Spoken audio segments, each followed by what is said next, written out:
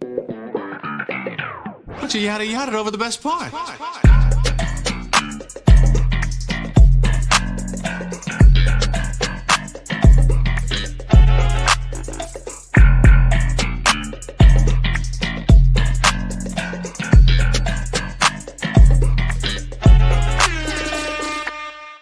Yeah, ladies and gentlemen, it's another Sunday here in Kansas City and wherever you at, and we are back with another episode of the Yada Yada Podcast. The kid Joe Cornejo, Black Hyphy's here again, Nelson's here, Sebastian's here, Rivers here. Drop a bomb, Andre. It's a beautiful day to have a great podcast, man. What was episode 117, 118? 117. 117. We running it up a bag. How we doing on this Sunday, y'all? Dude, I'm doing magnificent. I done got to see my young life today. It's been good. We went to Bentonville yesterday. Yeah? Yeah, seen the Cause exhibit. The Cause? Yeah, Cause. Nice. It's dope. It's dope as fuck, man. Nice. I'll show you pictures later. Please do. At post-pod. Please do. Nelson, how you feeling? I'm all right. Yeah? Good The Liverpool loss, I know. Damn, Liverpool lost. Damn, nobody was even talking about that, but okay. You know, I just knew that's why you were down. He walked in with his head down. Shit, I was like, damn, Liverpool lost. And he goes, yeah. If y'all can see his face right now. It looks like a droopy dog.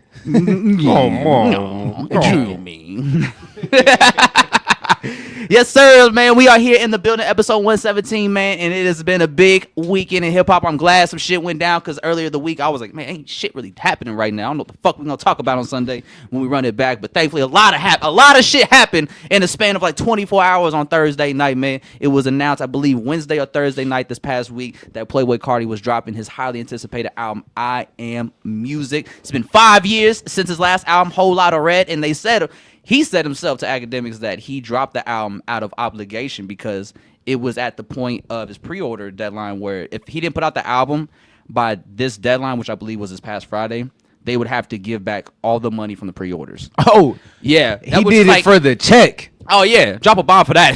He said, I got to give back all the money? Hey, someone push it. I don't care if it's not mixed. And this was the thing. I think when the pre-orders went out, he already just off the pre-orders alone sold 145,000 copies of the album. So he's looking at like a cool meal depending on how much he taxed for the pre-orders. Hey, click the like and subscribe button if you a Carti fan. Yeah, fuck with us, man, because we Carti fans. So this was actually from jump. I'm always super fascinated and super intrigued by the evolution of Playboi Carti as an artist and what's his next step, where he's gonna go with it sonically. Like I'm always super interested because it seems like he's always leading the way in what he want and what he's about to do musically and what's about to be the next phase musically. Because after a Whole Lotta Red, we got like the Yeet sound, and that sound, the Rage beats, became very popular amongst the youth in them. And it was all started by Carti, but that was an album that when it first came out, people didn't fuck with it at first. What? Whole Lotta Red. Whole Lotta Red. I like I Am Music better. Really? A Whole Lotta Red. But I also feel like it kind of caught me in a better space. Yeah. So like, I don't necessarily like follow trends. I'll give shit a once through for the pod and just to make sure I'm like hearing the sound of the day, but I don't know, Whole Lotta Red then until what was it? Just too raging. I wouldn't say it's like it's bad or it's just like it just wasn't the right time for me. Plus we were in a pandemic. Yeah, it came out Christmas Day on the pandemic, so it's like times are weird. We couldn't really be outside to enjoy an album like that, like how it's probably made to be experienced. How is it made to be experienced? Like, what do you do when you listen to a Carti album? So it depends on what album. Because every album he has is a different vibe. Self-Titled and Die-Lit have two different vibes compared to Whole Lotta Red and I Am Music. I think I Am Music's probably a little closer to the first two than Whole Lotta Red. Yeah. But I think with Whole Lotta Red, that's a very rage-heavy album sonically. And so that's more of an album that you got to experience in concert live to really feel the energy that he's trying to portray in those songs. I feel like I got to experience it in violence. I'm not gonna lie to you. You gotta smash a chair over someone's head. I think that's why I was like, I don't think I should be listening to this right now. Rockstar made. Yeah, I'm gonna start a ride on Southwest Boulevard. Like fuck Manny's. Fucking throw a chair through the window. Hey, no, real shit. Manny's will tow your ass. Don't park in the Manny's do not do lot. that. They be tripping with everybody, even their own peoples. Don't do that. They told Manny. they told Manny's car. Like, bro. He's like, I own the shop. I own the restaurant. What the fuck? I'm just going to work.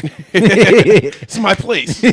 But yeah, going to this album, I liked all the singles he dropped last year. with the Lucy's, like Hood by Air, Evil Jordan, Backrooms with Travis Scott. I like the vibe, I like the energy, and I kind of like the deep voice. The deep voice can be hit or miss for me at times with the flow, but I do like the idea and the direction he was going in. So I was very curious to know, like, what's this whole album, this 30-track album about to sound like? And truthfully, like, I actually liked it a lot more than I really anticipated, because there was a lot of different sounds that I weren't expecting, like a song like Radar with Metro Boomin, or Feel Like Wheezy. Yeah. Where it's got the very soul sample and he's kind of rapping in like a Lil Wayne inflection with his voice, even though he's not like rapping like Lil Wayne lyrically, but he's making his voice sound like that. And I think moments like that, or even Backdoor with Kendrick Lamar, like, those sounds caught me way off guard, because I wasn't expecting to go into this album based on what he's been doing in this new era and this new sound, and expecting to hear tracks like that. You know who I really like throughout the album? I like Travis Scott. Really? I don't hate it. I like Travis Scott as like an accent. You know how on Life of Pablo, Ye had a bunch of different like sound bites from like Thug and just like other people. Yeah. Like the whole time we on the drive back listening to it, I'm like, when Travis comes in, it's like, okay, this makes sense. Yeah, because it's like 6 songs apart, you know. And then he did say, like, Playboi Carti had a quote before the album came out. He said, "I want to be the Travis Scott of Atlanta." Yeah. So that doesn't make sense to have him on there 3 times, because you could tell, like, the energy that Travis Scott's music possesses is the energy he's trying to possess in his music. Yeah, but it's really kind of hard to define Carti and his sound. I'm not really sure. How I would articulate it. Yeah, so this album, I fuck with this album a lot, and I think the reason a lot of people, like Gen Zers, don't like this album as much as they liked Whole Lotta Red is because this album is really going back to his roots of Atlanta. And this whole album is really just the homage to Atlanta and the culture of it, especially like in the late 2000s, early 2010s, when you had that trap sound. Like, yeah. That's why Swamp Izzo's on here. That's why Swamp Izzo was such a nice inclusion on this album, because he's a legendary DJ from the South that did mixtapes with Young Thug, Future, Jeezy, Gucci, and all of them back in the day when that sound was popping. And if you listen to the album, there's moments where it's almost like it's purposely mixed to where it's clipping. Yeah, just to give it that raw edginess that you would get from the early mixtapes back in the day. Okay, I can see the vision now, and that's why he's rapping like Future with the deep voice, or he might go a little bit Young Thug with the light baby voice. So it's kind of I get the title I Am Music, so it's like a culmination of his influences. Yeah, and then like I just saw a video before you got here of Lil Wayne wearing a robe in like 2009 or 6 or something, and on the back it said I Am Music. Wait, let me find this.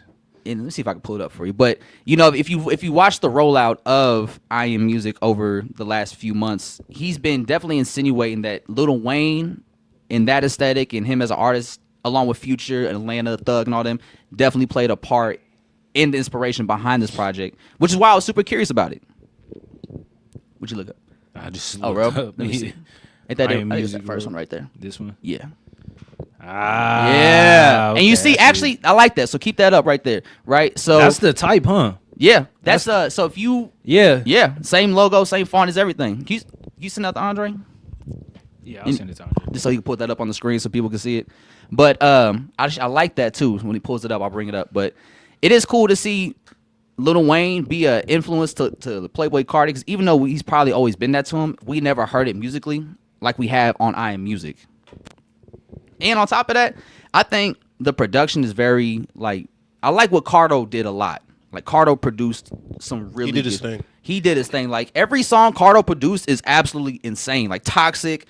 Let me see what else. He produced Toxic, Hood by Air, Evil Jordan. Let's see, what else? K-pop, Evil Jordan, Mojo Jojo, Philly, Toxic. Hey, the Mojo Jojo. Mojo Jojo. Yeah. In high school, I was wearing polo. Yeah, so let's talk about that real quick. First feature, you know, we hear, or he's probably the second or third, is Kendrick Lamar on Mojo Jojo. What did y'all think about the 3 Kendrick Lamar features? Were you surprised that he had 3 features on the Playboi Carti album? I wish it wasn't ruined for me the night before by everybody. Yeah. Yeah. That would have been a nice complex music. Yeah. Spoiled that shit. Here you go. Here's the end of the show. No, I mean, I was surprised that Kendrick was on the Carti project, but when I heard it, it was like, all right, this makes sense. This the kind of energy Kendrick been on, and it also is like good to hear Kendrick just like kind of cut loose a little bit and just be like, nah, we just on the hype shit. We just we turned up. Yeah, like, now we just coming for heads. Yeah, we just coming for head tops. Merchant. Yeah. I love it. Yeah, it was great energy, man. It's just cool. Now I think with this album, you could say that Playboi Carti was definitely inspired by what Kendrick and Keem did on Family Ties, because that production it's like what JoJo sounds like. Carter produced it. I think he produced every song Kendrick was on besides Backdoors, because he produced Good Credit and then Mojo Jojo. But then you also have beats like Hood by Air, Evil Jordan, K-pop that kind of have that same aggressive, like in your face nature of Family Ties. Kicking shit around. Yeah. Kicking I got the midgets. link. You got the link? All right, so yeah, pull up this picture right here. So this is the Lil Wayne I Am Music Row, and it's actually the same music font that Carti uses for the album. Same type there. Same typeface. Oh, shit. And see, it be the little details. yeah, like shit like that. And see, I like how, all right, so I don't know if you guys have seen, but he also put out a visualizer or visual yesterday for OPM Baby, which is like another song on the project. And if you guys watch the video, there's also like the playboycarti.com/Instagram, or, you know, Yeah, like they like used the to do. World Star Hip Hop. Yeah, like they where used to do. the banner rolls around and shit. Yes. Yeah, we love it. I love the references, man. Do people, is that still a thing? World Star Hip Hop? Nah. No. It's done. R.I.P. The guy died a long while ago. Oh, okay. R.I.P. Q, man. I ain't gonna lie, them fight comps fucked me up. Man, like, mentally. kind of threw us off as children. You ever watch a fight comp on World Star and then just afterwards be like, My parents were mad that I watched those so much. I like, stop watching that understand shit. it. I'm like, I understand it. No. Oh, hey, after This two, is what I like. after one of them is like, all right, bro, you got to go outside or something. Yeah. Cause Get away from this toxic shit. Drink some soda or something. Turn the Drink some laptop water. off. Yeah, Close the laptop. oh, you need to recalibrate. Speaking of influences, we talk about Lil Wayne, we talk about Thug and Future on the Playboi Carti, but one influence and inspiration that I'm really glad is getting the notoriety and attention that it should get. Perp. Space Ghost fucking perp. Drop a bomb. Drop a bomb right now, Andre. Now.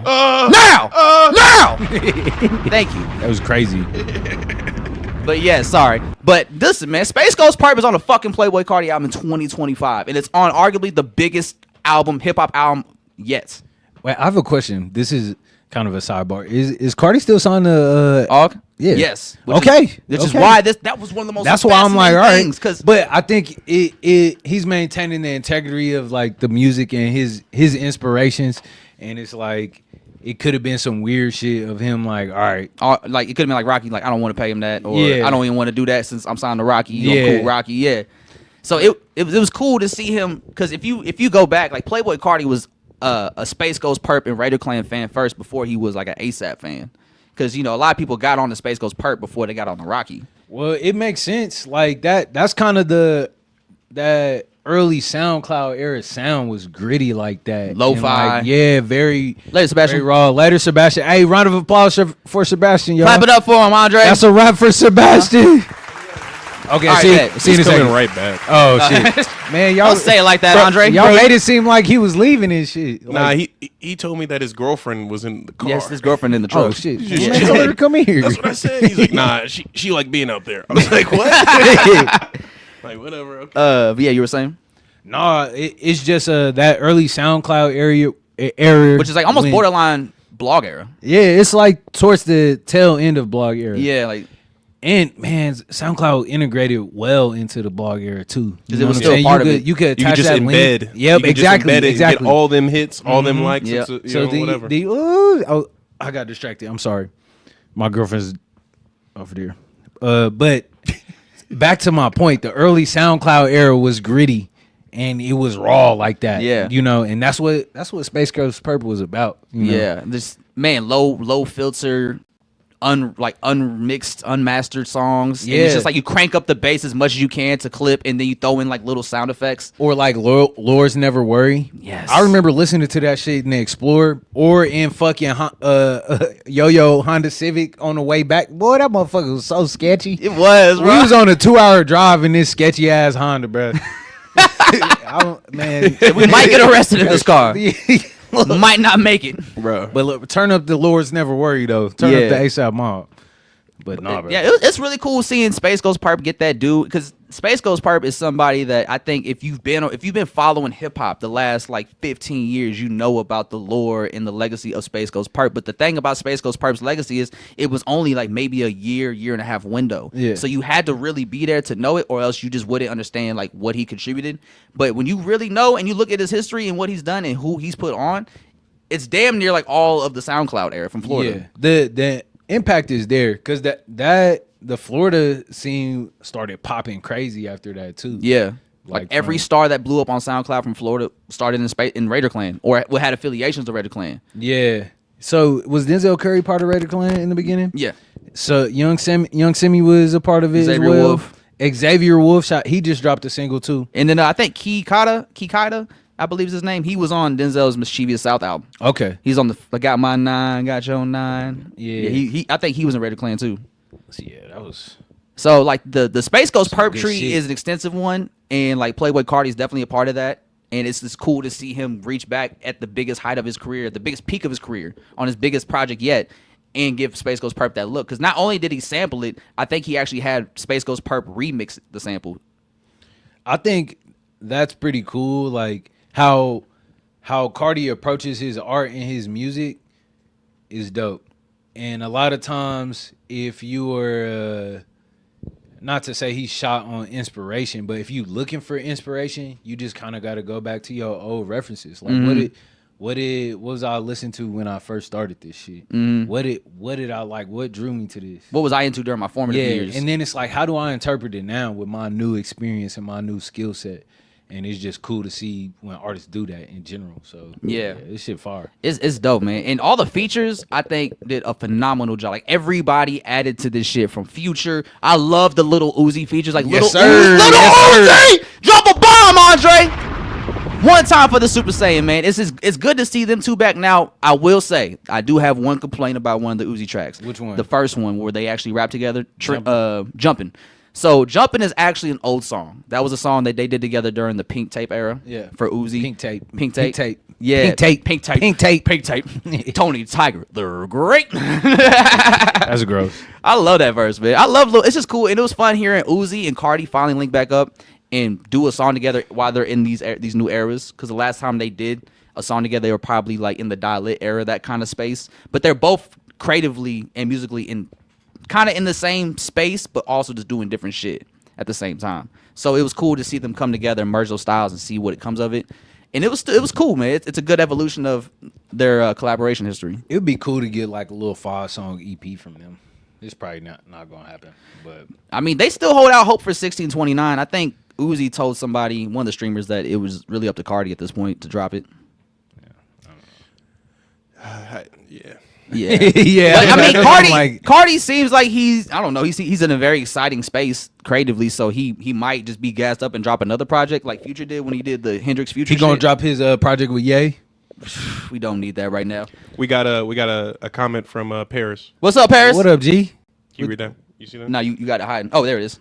He worked with Uzi first to Rob Banks. Oh yeah, he's talking about Space Ghost Perp. Yeah. Yeah. Actually, Paris just told me that I guess Space Ghost Perp did a lot of shit with Rob Banks early on in his career, See, yeah, I fuck with Rob Banks, man. That's and my he dog. actually taking off too. Yeah, I mean, He having another go for real. well, I feel like as far as quality of projects and music that he been putting out, he ain't really missed a step like that. It's He's just only gotten better. Yeah, people just More eyes. people are starting to see it more. Yeah. people don't really have the attention span for it, and it's a lot of bullshit to sift through. In people's defense, Yeah. so But let's stick to this Carti shit real quick. Yeah. Real quick. I gotta say I love Skepta, and I think this album really solidified for me. Skepta might have like the greatest rapper voice I've ever heard, dog. Like anything 'cause he's- Skepta says 'cause is he's just cool British? to me. Like anything he says just sounds cool. He's like, I studied the streets. How can you go to the war with a genius? This ain't community service, but I came with the street sweepers. what do you say? $1 million, €1 million, £1 million. £1 million pounds, Yeah, like- £1 million pound. Pounds. Say your boyfriend's a follower. Why don't you What's go roll the with conversion leaders? rate? She said she loved me. Whew, what? I'm speechless. I think I love that. That toxic. US holds more weight than pounds. I'm pretty Yeah. sure. Okay. Our I money think goes. it's like $2. What about euros?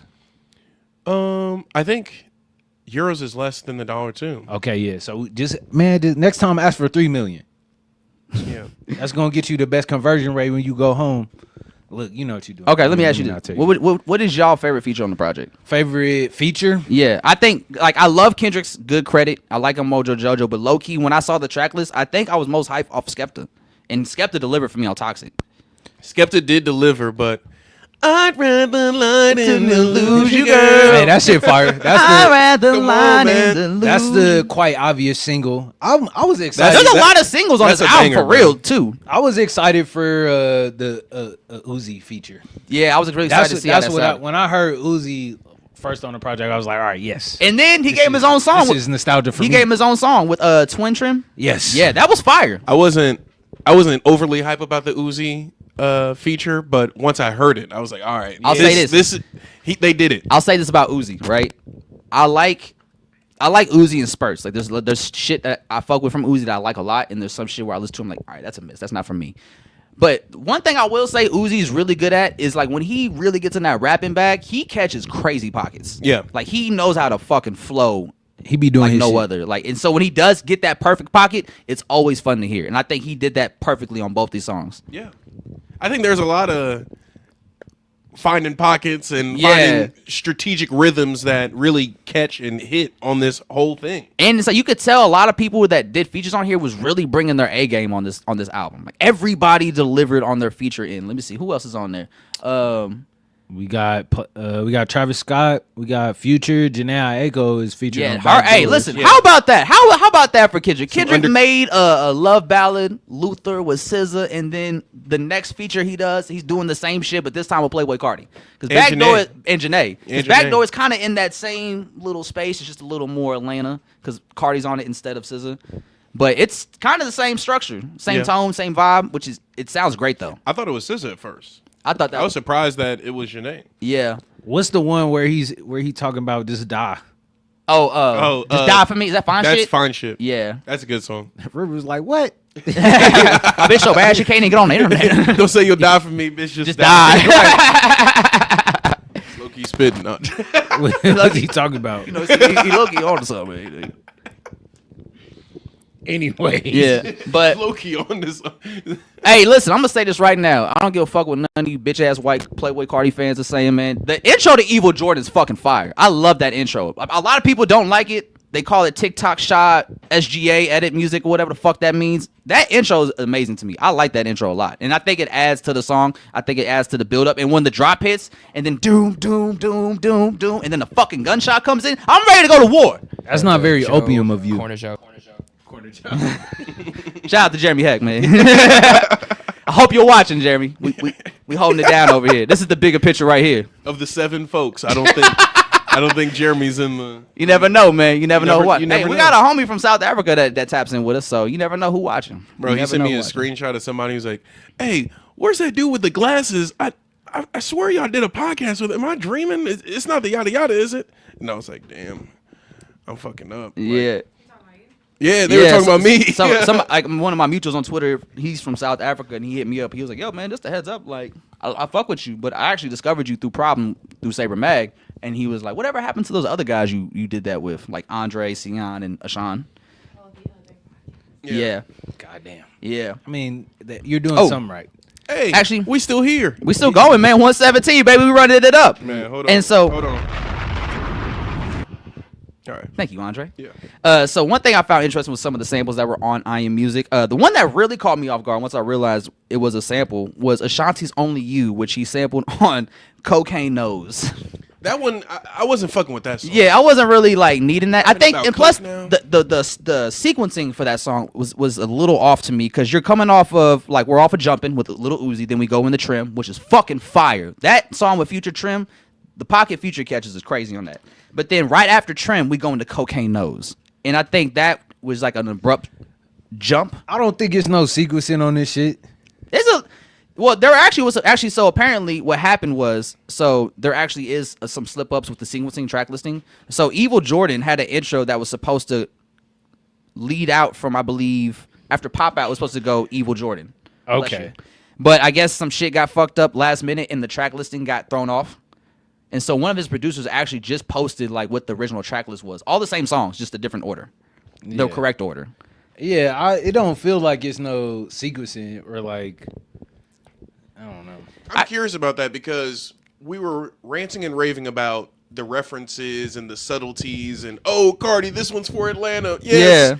Yeah. And it's kind of like a stumble near the end when it comes to not perfectionism, but professionalism, I feel like, when it comes to, like, you told me he couldn't sequence his shit? Like, come on, bro. And this is the last day that it could have dropped, and then it dropped like 3 hours later. Seemed you know like, what I'm saying? And he well, said sample clearance issues for the that's why he had to drop it midnight Cali time. Okay. Yeah, so he dropped at 12 p.m. on Cali time. That's So 2 a.m. our time. seems like they 1 kind of a.m. rushed it towards 1 the a.m. end. But I mean, we got some good songs on here. I know we got some great, and honestly, for a 30-track album, he hit really well from the field. There's I didn't like Scorpion. No, I didn't. Honestly, I didn't like it when Ray Shrimmer did this shit. So. I'll take it. But yeah, man, I think this is actually a really good album. Actually, so this was my problem, right? So Trim, you have Trim, and then we go into Cocaine Nose, and then we go into We Need All the Vibes, which is with Young Thug, Ty Dolla $ign. You think that's an old Thug verse or a young? No, that is an old Thug song. Yeah. So actually, this is old. It sounds like fun. So much fun. Yeah. So I think what happened was this was an old Thug song that Carti jumped on last minute at the end, but the song originally had Gun on the hook instead of Ty Dolla $ign. Oh. And according to Playboi Carti, Thug's been having a hard time making new music because he has such a limited subject matter he can rap about. No, that's not funny. That nigga need ChatGPT. What was he? All right, let's really break this down. What was Thug rapping about before? Just gang shit. Take it to trial. Popping mollies. aside of the gang shit. I mean, he still had other shit. He had Good Times. Songs like Good Times, That's not Havana. his fucking song, bro. Hold on, That's what? not his song either. I mean, it's He not his- don't- he don't got- Savannah, those he are just- features. He was indicted for a RICO, right? yeah. And this nigga is at home right now. Yeah. He don't got nothing to talk about. I would talk about, like, going to trial and shit. Can you talk about that? I know I'm you sure he can't could. talk about gang stuff, but can you talk about how he felt on the inside? I guess they was using his songs too, huh? In court, yeah. Hey, man, the dude who just recorded Oh, switch to. Oh, shit. You good. The dude who just recorded a fucking album in jail got hella shit to talk about. You told me the nigga who's free can't? Hey. I mean, because I don't know. it's like, all right, so Young Thug was known for this, rapping about what he rapped about and doing it how he did it. But it's like now you come out, you can't rap about that no more. So it's like you spent the last 10 plus years of your career rapping about these subjects that you can no longer touch on. So it's like, where do you go from there? Can he not perform those songs too? I think that might be different because I know he can't perform in that's how he Atlanta. makes money. So Yeah. I'm sure they wouldn't limit on what songs he could perform. It's just because if you start making new music, talking about talking about the shit you used to talk about, then it makes it seem like you're still involved in that, which is like a probation violation. Yeah, I'm Yeah, already knowing. if you continue on with the gangster shit. It makes it seem like you're still active, and that's where the problems occur. I don't know. I guess I won. Which is why he gave Carti this old song. I will say He didn't need to give it. He didn't. Honestly, this didn't need song to be didn't here. need to be on the album. This Truthfully, didn't need to be here. because it doesn't fit the vibe sonically. It doesn't continue what. The only thing that it's makes pretty random. It's a stark contrast to Cocaine Nose for sure. yeah, and the only reason it feels like it fits somewhat is because it's Young Thug. Yeah. That's the only reason it really feels like it fits. But again, I don't think it's really like no structure to the album. But I mean, it's good. It's good songs. It's good energy. It is. and it's like right in time. It's the for summer. shuffling. But I Throw will that bitch say, on shuffle. Go to the gym. I mean, honestly, you not- don't even need to shuffle this. You can just play it from top to bottom for real. it is a shuffle. I mean, but you can shuffle as well. You probably wouldn't know the difference. Yeah. But every song on here is fire. It's where you could just play it from top to bottom. And for 30 songs, it kind of feels long, but not. It doesn't feel like it's dragging, despite it being 30 fucking songs. Because all the songs are pretty good. we got a few comments. We got Ezra in the chat. Ezra. Talk about Rather Lie. Yeah, we did that. Y'all don't want to hear that from Thug. That's what I'm saying. I mean, but like, it's because I think Thug does have the range musically and vocally to do some other shit, which you've heard him do before. It's just, can he do a whole project like that for the next 10 plus years? I don't think we have had songs from Young Thug where he is rapping and talking about, like, remember that one song where he's like, I always knew I wouldn't be gay. Remember that? Oh, that had the stick. Yeah. I wore the dress. Yeah, That like- had the stick. That was he has some music. fire. That's a That's fire so much fun. song, bro. So much fun. Dropping was- Jewels, isn't that the song? The song he's know. talking about, the stick or the dress. I don't. There's a song Dropping Jewels. It's on his Now Tiny full Desk. rapping. Oh, okay. I think it was off the Pink album or something. Yeah. Yeah. He has subject matter, bro. Yeah. We I not mean, he gonna did do Pretty sex Girls like and that. Thugger Girls. Hey, Literally. I Like- guess maybe And that was we a country putting too album. much That was a pressure country on, bro. album, so he can. man. Thug can do it. I think right now it's just a hard pivot for him. Back then he was doing it because he wanted to do it. It's a Now hella he- hard pivot. Now he has Hey, to do it. I might got the strategy. He might need to link up with Shabuzi. Hey, No, man. might need to he link might up with be Shab- onto something. He might need to link so up with you Shabuzi. saying he got to lean into the pop shit now? I think he can do whatever, but I think that'd be crazy. I mean, it helps his like from a image standpoint. It helps. Yeah, because he's got pop. to live like this for the next 10 years. Yeah. So link up it- with Shabuzi, man. That's a whole decade. You got to just figure out how to adapt. So I mean, everybody's rooting for Thug, and everybody in the industry wants to help Thug win however they can. So I think he's gonna be all right. But it's probably a sense of writer's block right now. He's just trying to overcome. Sean said, "Let Thug cook and enjoy his freedom." Yeah, I feel that. I'm with that too. That's what I was gonna say. Is like I feel like we maybe I'm holding him to a higher standard, like too high a standard after dealing with that shit. Because if I'm thinking like, damn, I just went through a RICO, and I've just been in jail for this many years. Like, I ain't gonna lie, I might not rap for a year. Yeah, just to try to find a new, because music's We gotta changed find a a lot new rhythm. since because he was in jail for like what, a year and a half, 2 years. We got to find a new hustle. Can I get into TV too? Where 50 Cent at? I need another BMF. Nah, that shit's dead. I don't think we wanna BMFG? see that. We seen 2 Chainz in BMF. That's when we needed to cut. That's when we needed to cancel BMF. Once 2 Chainz had that fucking In- afro in in- BMF, in that shit needed to Shiloh? be done. It wasn't right. Remember Shiloh was in there? He was prime time. Who? Shiloh Sanders. Oh, was he in there? Yes. Yeah, that's why I don't watch BMF no more, dog. Like, why the fuck is Shiloh Sanders in BMF? Like, come Playing on, his man. dad, bro. He low key sound like him though. He got that accent or the. Oh, they had Deion Sanders in there as a character. Yeah. Okay, that makes more sense. Yeah. Okay, I kind of get that, but still, like, come on, man. What are we doing? I'm looking But at Tupac was in there too. All right, it was The one- same all episode right. that Deion Sanders. Yeah, we don't was need to keep in. going, dog. We can stop it right here. All right, well, We can stop the back to combo. the sequencing. Yeah, but yeah, this overall album, man, I'm pretty happy with it. I think I would probably put it over A Whole Lot of Red right now. But I don't think I could put it above Die Lit or Self-Titled right now. I can't put it Die over Lit, Die Die Lit. Lit is the one. Die Lit That's is the always one. going to be the one. I love projects like Die Lit, Damn, that just like really just show. That era. it's a stamp. It shows what the artist can do, and it's a reflection of the times at like when it comes out.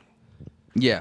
I think sometimes music be getting too experimental and too out of reach. That's why it's always good when you look back on artists like Ye or Carti or Kendrick that's like able to really create a sound and then create a whole new sound Off on of the that next sound, project. like the You know next what I'm saying? generation's like eating off that sound. And it's like cohesive. Cause yeah, Die Lit was kind of a culmination of the time from like the production and the story. But this and whole Lot of Red, I feel like had more of a theme than I Am Music. I Am Music is like a very ambiguous term, and the music And it's like he's and giving the you all sequencing is sides like of that. music. Yeah, to where it's like, well, I think he's giving us his interpretation of it, his perspective on it. Mm-hmm. So that's where it's like sometimes I don't be understanding what these niggas' life is like. You know, It'd be hard to read it from what they yeah, get, I what don't they- be on Molly and Lean at the same time. Yeah. I do be having a hard time staying up when I'm out, or But I when don't be smoke on too much. uppers. That's why I have a hard time staying up. Oh, actually, let me say this. So before the album came out, he in an interview he described I Am Music sounding like he said to describe the sound of the album, it was burnt out music. Yeah, it sounds tiring. It does, like he's just been That going for lifestyle days. it sounds exhausting. Yeah. But that's kind of how you would expect. Like, that's how Gucci Mane and them were living in the late 2000s, early 2010s. They was in Atlanta. They You was see Gucci Mane now, though? That nigga got a 6-pack. sober, clean, That nigga got a never 6-pack. looked better. So, I mean, shit. You live your life. No, However you live it. I'm just like, I don't want to tell niggas like, don't do drugs and shit like that, but take care of yourself. Yeah, at least be responsible. You know Take what I'm care of saying? yourself. Yeah. Take care of yourself. However, whatever that look like to you, do that. because he does. Yeah, test your drugs. He does talk about Molly a lot on this album. Yeah, that's and a heavy subject matter. Because the last thing I remember hearing about Carti is him being in rehab and him being clean. So it's like, it is kind of troubling to be like, we back on that shit. Yeah, this how you living. What you doing? Yeah, Rockstar made though. Like it's weird how in the music industry that's one of the few jobs you can have where people will encourage like drug use because it might help you creatively. But it's always a fine line because abuse becomes or recreational becomes abuse very quickly. Niggas was mad at Chance for putting down the acid. They told him to pick it up. Put your wife down, pick up the. Same thing with Eminem. Come on, bro. Like, hey, bro, get back in the pills. Like, you know what you're asking? You know what the fuck you just asked? Like, come on now, let's be. I want you to ruin your life. Yeah, again. Honestly, that's like the aesthetic. That's like Rockstar shit. Mm-hmm. Like, but I think that shift is happening. Like the audience is becoming more intelligent, and the line between like superstar and just the consumer is like getting more blurred. We have. Are they more details. intelligent? Or are they more aware? Or I think they have more access. They have more access. More look behind the curtain. Whether like that can degrade you or because niggas are stupid. It can humanize you though too. Yeah. Which is like the important thing is like if we can look at people as human and not as like superstars, and we can still appreciate the art to this degree, but it's like. You still that's still a person. Like, yeah, at the end of the day. Yeah. But they just because they make lit music don't mean they might not be struggling with the shit that's causing them to make this kind of music. Yeah, and I don't even want to say that that's what that nigga's doing. But. No. It's like, it's similar to Future. How Nicki Minaj said one time, like, Future said, like, his fans think he just drugged out all the time, but really he doesn't do that at all. Mm-hmm. Like they would think he does, or how he talks about in his music. Yeah. And it's just like, yeah, that's a character he plays. Like, realistically, if anybody was living like how he raps, they probably would have died years ago. Yeah. With how much drugs he talks about consuming on a daily basis. Like 56 bars all in 1 month, that's not normal behavior. Like sex. But I think but then there's like people like Ye though, too, where it's like Ye is sometimes it feel like Ye is playing a character. No, he's not, bro. You think we don't have to Let's not go there yet. I don't want to go to Kanye yet because there's another conversation I want to have that's a lot more better and more productive before we get to Kanye. No. But we'll come back to that. We'll put a pin in it. Actually, so I want to ask y'all what y'all think about the numbers, because my roommate Michael actually asked me. He was like, I was telling him how big of a star Playboi Carti is, and he was like, Playboi Carti's a star? Now, imagine he don't keep up like Carti like that, so he wasn't aware. And I was like, yeah, dude, Carti's like arguably like one of the biggest artists in the country, if not like in the world. And so when I Am Music came out, it debuted first day with 139 million streams. It's fucking crazy. Despite not having a full day, it was the biggest of 2025 and the 7th biggest streamed album in one day of all time. One of those songs got the highest stream in one day. I think it was Evil like, Jordan. Yeah, it was like 42 something. I think that's going to debut at number 1 too. And so in one day, just in perspective about where this ranks amongst other albums, right? That means niggas are just playing that on repeat, bro. Am I reaching if Kendrick is talking about him as bald heads in the heckler? Balls endorsements. Is he the evil Jordan that he was? Is he the bald head that he was talking That's about? the evil twin. I don't know, man. I don't know. So that's reaching. All right. I was hella reaching. I went down a whole path in my mind. I'm like, how do Rose get back to that? Carti is balding. But how does Carti doing this? Here, the numbers. Hold on. Let me how they're projected. Let's compare to other big albums, right? Okay, yeah. So 137 million first day, right? It just put it in context. The last album to do numbers close to that was Travis Scott Utopia with 128 million. The second after that was Drake For All the Dogs, 109 million. Third, Kendrick Lamar, Mr. Morale, 100 million. Drake and 21 Savage, 97 million with Her Loss. And then fifth was Donda, Kanye, 95 million. So that's how popular and big of a first day this album had. That's why. So realistically, is Carti the biggest artist in hip hop right now, or is it still Kendrick Lamar? Is it 1A, 1B, or? I don't think Carti is hip hop though. Carti's still a rapper. No, this is a rap album. This is a rap album, but I don't think Carti is a rapper. I think it's hip hop for sure. I think he's definitely hip hop. When you break down like the influence and what he was inspired by, like that's hip hop. That's hip hop. There's trap beats on this project. Sure. There's soul elements on this. When you're talking about hip hop as a sound, that is different. But I think when you talk about it from a cultural standpoint, I would consider this hip hop. You know what I'm saying? Is he a hip hop artist? Yes. Yes. Like generally? Yes. I would say so. Yeah. This whole time we're talking about Rockstar. He's had that's one album. We still have 3 other albums to determine like if he's a rapper or not. You get the first 2, and then you have this one. I would say it's pop. Like when you doing It's so commercially numbers successful. like that. I think it's pop and not That's just, with hip hop influence. I would call him. I don't know. I'd call him. Genres and shit is too much. I would say he's a hip hop artist with the status of a pop star because he's so successful commercially. So he is a pop star just off success of his commercial aspect. What is rap then? Like, is that He's a hip hop star. no? Is rap? I don't think Playboi Carti is a rapper. I don't know. I don't consider him a rapper. What bro. do you I'm consider sorry, him? I don't What know. is he? Like, I think it's his. We live in the era of it being its own thing. Like, we live in. I feel like, But nowadays. Oh, sorry. You, no, I'm Can you hear like, me? make sure you keep it. Yeah. Nowadays, I feel like we exist in communities more than ever, and his community doesn't always reflect. See, all right. You know what I'm saying? Hold on to that point, right? I'm glad you said that You saying because what's the demographic? because that's why I said is the demographic? when I said it came down to like whether you prefer a whole lot of red over this or not. I think it comes down to just perspective and like how old you are and when did you get on the Carti? Because if you got on the Carti with a whole lot of red, like I've seen a lot of probably I would assume younger Carti fans listen Yeah. to I Am Music and be like, I don't like this shit, man. I don't like this Swamp Izzo guy just yelling all over. It's like that's because he's trying to go back to old mixtape days inspiration. Yeah. I But think since it's you the don't perfect understand time that, for it, you though. don't like it, and that's why you don't grasp it. It's like the same people that didn't understand why DJ Drama was on Call Me If You Get Lost. Yeah. I think It's just there's a cultural But thing. Is Igor a hip hop album? No. Okay. Yeah, that so was- this is a that was hip hop crazy. album, right? Yes, I Am Music's a hip hop album. Okay. Yes. So, but like, I don't think he is a hip hop artist, like at all. I don't know. Like, nothing says hip hop about him past like this project and this rollout. Really, Really? What about Yeah, Die Lit? I guess all the shit he did I with mean, Og and he ASAP do Rocky? got a point though. I think that's a different Carti. Like, that's a whole. Oh, so you're talking about a whole lot of red to now? You think this is alternative music? I think his whole Which lot is of red really is pop when music? he amassed all his fan base, basically, where he kept them on toes for 4 years, dropped it on Christmas. Mm-hmm. Like, that's where he built up the hype, and that hype isn't, I don't know. Like, I mean, he had a lot of different sounds post Die Lit into a whole lot of red. Like he had like 3 different volumes of that album before what we got came out in 2020. I might be tripping, but personally, I don't consider Playboi Carti a Let hip hop artist. me ask y'all this. So this is the first album Carti's done where Pierre has no production on it. Did that make a difference to y'all, or did you feel like you missed the absence of Pierre on this I think album? not at this point. No. And I guess I'm not.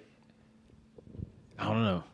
No, I don't. 'Cause- I'm not like looking for Pierre on it. Sounds have But evolved. no. But now that you mention that, I'm like, damn, that is weird. But if you listen That's to so much. That's so much a part of his shit. it is because Pierre was on the first 3 albums, and truthfully, the songs I fucked with the most off a whole lot of red were the last 6 that Pierre produced. Yeah. Which is like that's the sound I like it because that's why I like Die Lit a lot because Pierre just fucking produced a hell of an album for Carti. Like, all the beats are smacking and the pockets Carti caught on him was so perfect and easy for him that it was just a natural fit. But I think listen to I Am Music and where Carti is now musically, I don't think Pierre can really add to that sound right now. And I think one of the reasons Carti changed his voice is so he could rap on heavier production like this, like and it sound natural. Because if he tried to rap in his regular voice that he started rapping in early on, I don't think it would sound as smooth as it does with a deep voice. Yeah. But that's just my speculation, though. You think he's got a squeaky voice? He had the baby voice, which was like a little more poppy, whole lot of red sound. But then, like on this one, the production's a lot more heavier and darker, which is a different pocket for Carti. So I think he had to go in the deep voice to make it sound natural. But it's also a good way to just switch That's up the sound. crazy that you're saying he had to make an artificial voice to sound natural. I mean, most Do you rapper hear voices the aren't their irony real in that? voices. Yeah. And think about I mean, Carti has 3 different voices on this album. See ya. Like he ain't talking to what? Yeah. Like I'm trying to go to the moon. I like that, the deep voice, the future voice. yeah, I like the future voice. And I feel like there's a little Yachty voice. I want to just put that out there. If y'all agree with me, like and subscribe. there are a few songs where I was like, this isn't Future because Future's not on here, but it doesn't sound like he's doing the Future voice either. It's like that really deep Yachty voice. That's how you think Yachty sounds. Yeah. I could be wrong. I have horrible voiceovers. Like Kermit. Patrick Mahomes. Nah. I'm here, guys. But yeah, man. So hey, salute to Carti. I'm really excited to see how this album ages throughout the time, and if it inspires the future sound, like where Carti goes next. If he drops another album sooner than 5 years for the next round, and he's actually going to go on tour with The Weeknd, so I think that's going to be an interesting experience as well. Yeah, it'll be tight. They're gonna do the single, and that just to like say what or kind of chime in on what Ezra wanted to talk about, the Rather Lie. Yeah, that's the most poppiest song on there for sure. Yeah. All right, I have a theory that song might have been The Weeknd's originally. I believe it. That he was gonna put on, was it Never See Tomorrow Again? And they just gonna tour off of this. Yeah. And they could do Timeless. That shit fire. Timeless. All right. So there's apparently, according to Kirko, which is a very verified source on Twitter, Rather Lie and Fine Shit both have AI elements in the songs. Now, somebody in Carti's camp said Rather Lie has no AI. He watched him record his verse. There's no AI on that. But people are speculating those two songs have AI in it. How do we feel about that, if true? Well, what way? Bringing it back to The They Weeknd, they use said it? that the ever since I was a kid, I've I've been been legit. legit. Yeah. They said that had fake Carti on it too. That Yeah. wasn't real. They said that was AI too, which is unfortunate. That's a great song. Yeah, I mean, they should just drop a little. he little doing AI 5-pack. of his voice. I don't know if it's like just auto-tune finding or if he's actually using AI for like to finish verses or I don't words. care for real, honestly. How does it? That's 'Cause how I it's go like- into Playboi it's- Carti albums. How does it make me feel? Mm-hmm. I feel good. I like this song. Yeah, and Is it bumping? But okay, but it's like one thing like he making AI do a verse. mm-hmm. Like I guess I need to know how it's being used Yeah. for me to like really give it more. Because if you're using AI to like More make of a my verse attention. for you or create a song for you from scratch as a reference track for you to just lay your vocals over or whatever, then That's it's like, whack. that's whack. Yeah, That's whack. I That's do not think What about there lyrics, is though? a line. What about lyrics? Yeah, that is weird. You have an AI write your songs. And it's think about it. That's think about weird. it. And if That's you had, weird. We already upset about ghostwriters, but you can't be having. Look, you what? can Yeah, have for real. You could That's use a cyber ChatGPT ghostwriter. to type an email for you, but don't use it for art. Don't. I mean, you interpret it for your art. You get what I'm trying to say. yeah, don't put that shit in your music though. Use don't it as have a tool. Don't be cheating. Yeah, don't let AI be your voice. It's a research tool, bro. Don't use it as the final result. And even as a research tool, it's still pretty trash. Like that shit's garbage. But Man. we kill the planet every time we're forced to use it. Are you serious? Yeah, it's not good for the planet. Niggas be saying Google Is that to like save one water tree? and shit. Hold on, wait. Niggas be saying Google to save water and shit, but now Google uses AI, so we all fuck. Like, you know what I'm saying? Like, Yeah, like it damn uses near Gemini. every major search engine uses AI. Like, so They really forced We're it. done. Yeah, but every time you use AI, it kills the planet. Hey, but if you got the little chip where you pay at Whole Foods and shit, you a cyborg now. They got you. what? What? They are sleepers. Huh? No. Say that one more time. What'd you just say? You know the chip for Whole Foods, like where you could just There's a Like chip pay? in niggas' bodies? yeah. No. It's like it's a way you could just pay with having like a chip and you. In me. At Yes. Whole Foods? And the Neuralink and shit. Oh, I'm just spouting some Oh no. some conspiracy shit. Are we That's going? what I'm Like, what is saying. happening on this? Tribulation Christmas. Where did we? Where did we go? What happened? We too far into the future. Yeah, not Hey, yet. look it Not it yet. up. Hey, All right, we I'm trying to still go to the Carti? past. I'm We trying to still go to the Carti? past. No, we about to move on to the next Wrap topic. it up. Okay. Yeah. All right.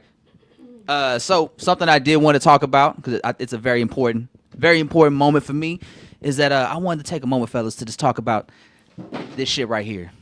This shit right here, because this shit means something to me still. 10 years later, man. This shit turned 10 years old. This classic. Yeah. This is the greatest hip hop album I've ever heard. Shout out to Joe Cornijo. You know, Corner shout out Joe. to me, man, because we about to talk some classic shit real quick, man. This is the greatest album I've ever heard. I listened to it this morning. I almost cried again, and it's been 10 years, and I'm still crying to this album. This shit is beautiful, man. Like, listen, It's the greatest album you ever heard? the greatest hip hop album I've ever heard. Hip hop album. I might say the greatest album I've ever heard. Fuck it, why not? Because, you know, it's hip hop, and we do that. It's But- hip hop and we do that. I like that. Yeah, you feel me? Drop a bomb for me one time on that one. I got you. At first I did love So, man, like this album it's so phenomenal, man, because it's just how it's written. and how he tells the story. Because Let's rewind though. Let's give context. okay, let's take it Where back. was everybody at 10 years ago when this album came out?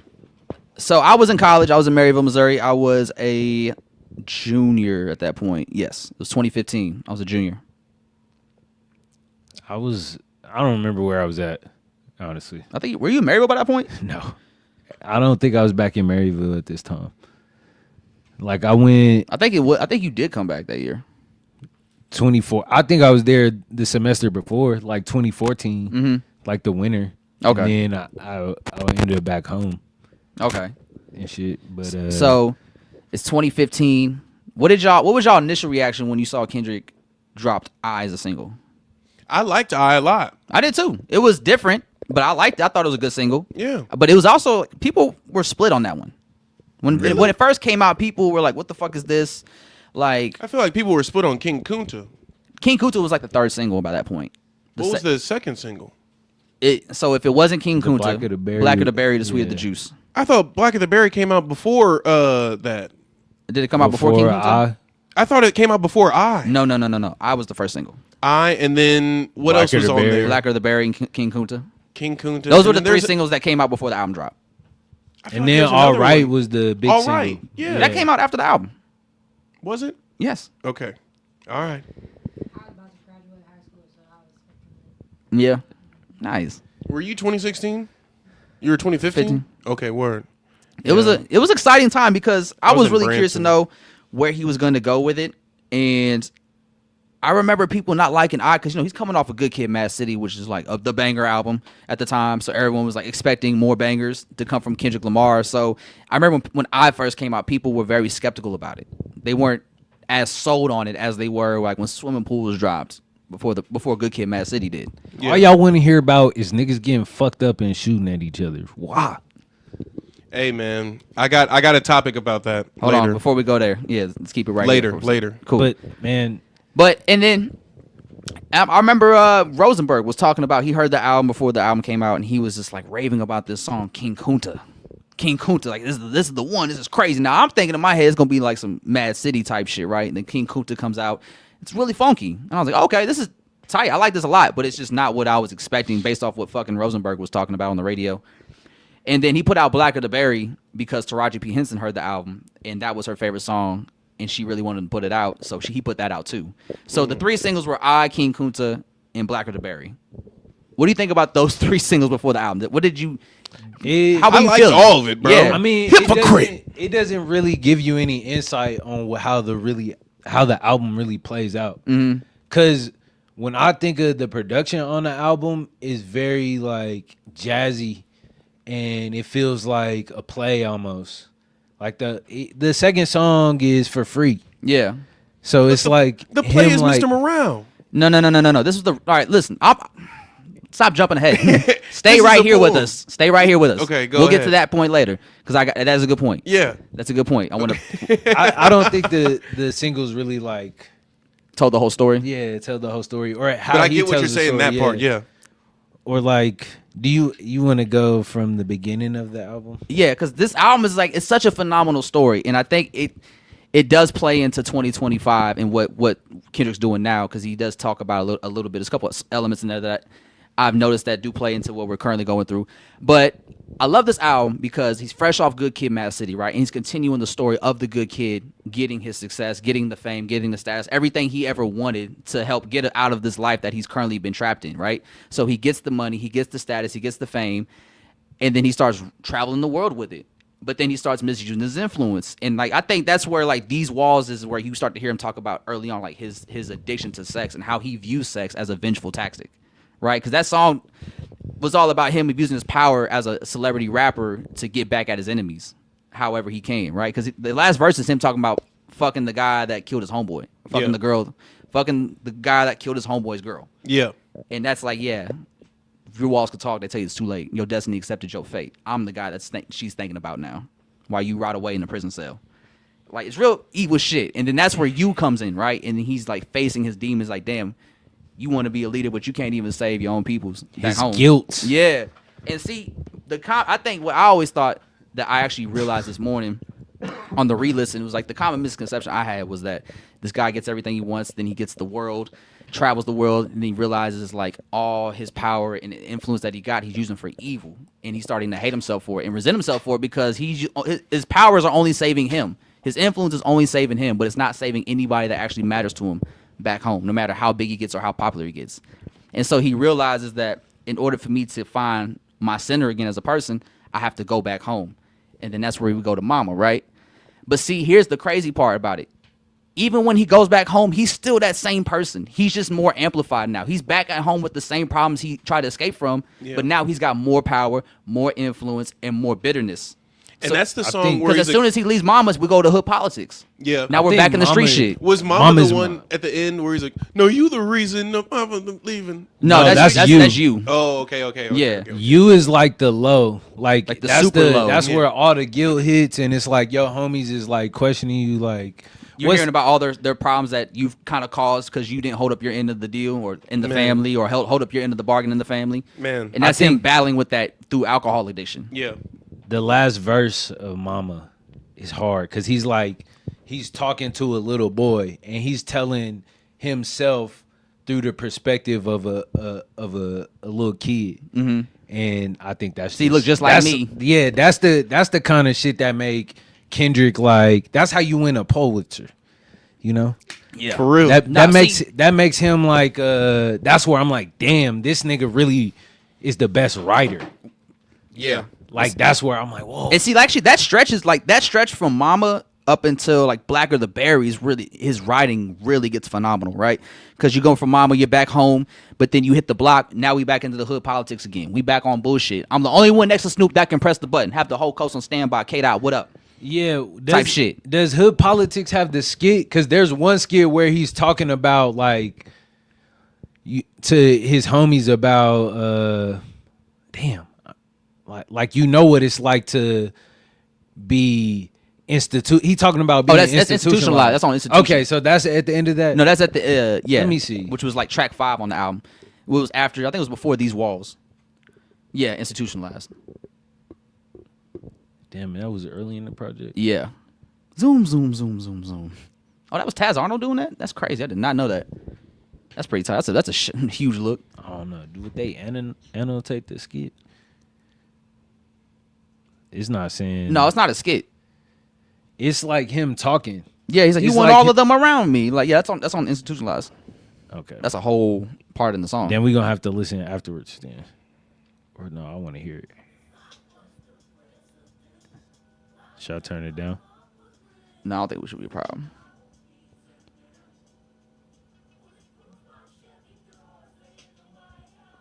Let's see, where's it at?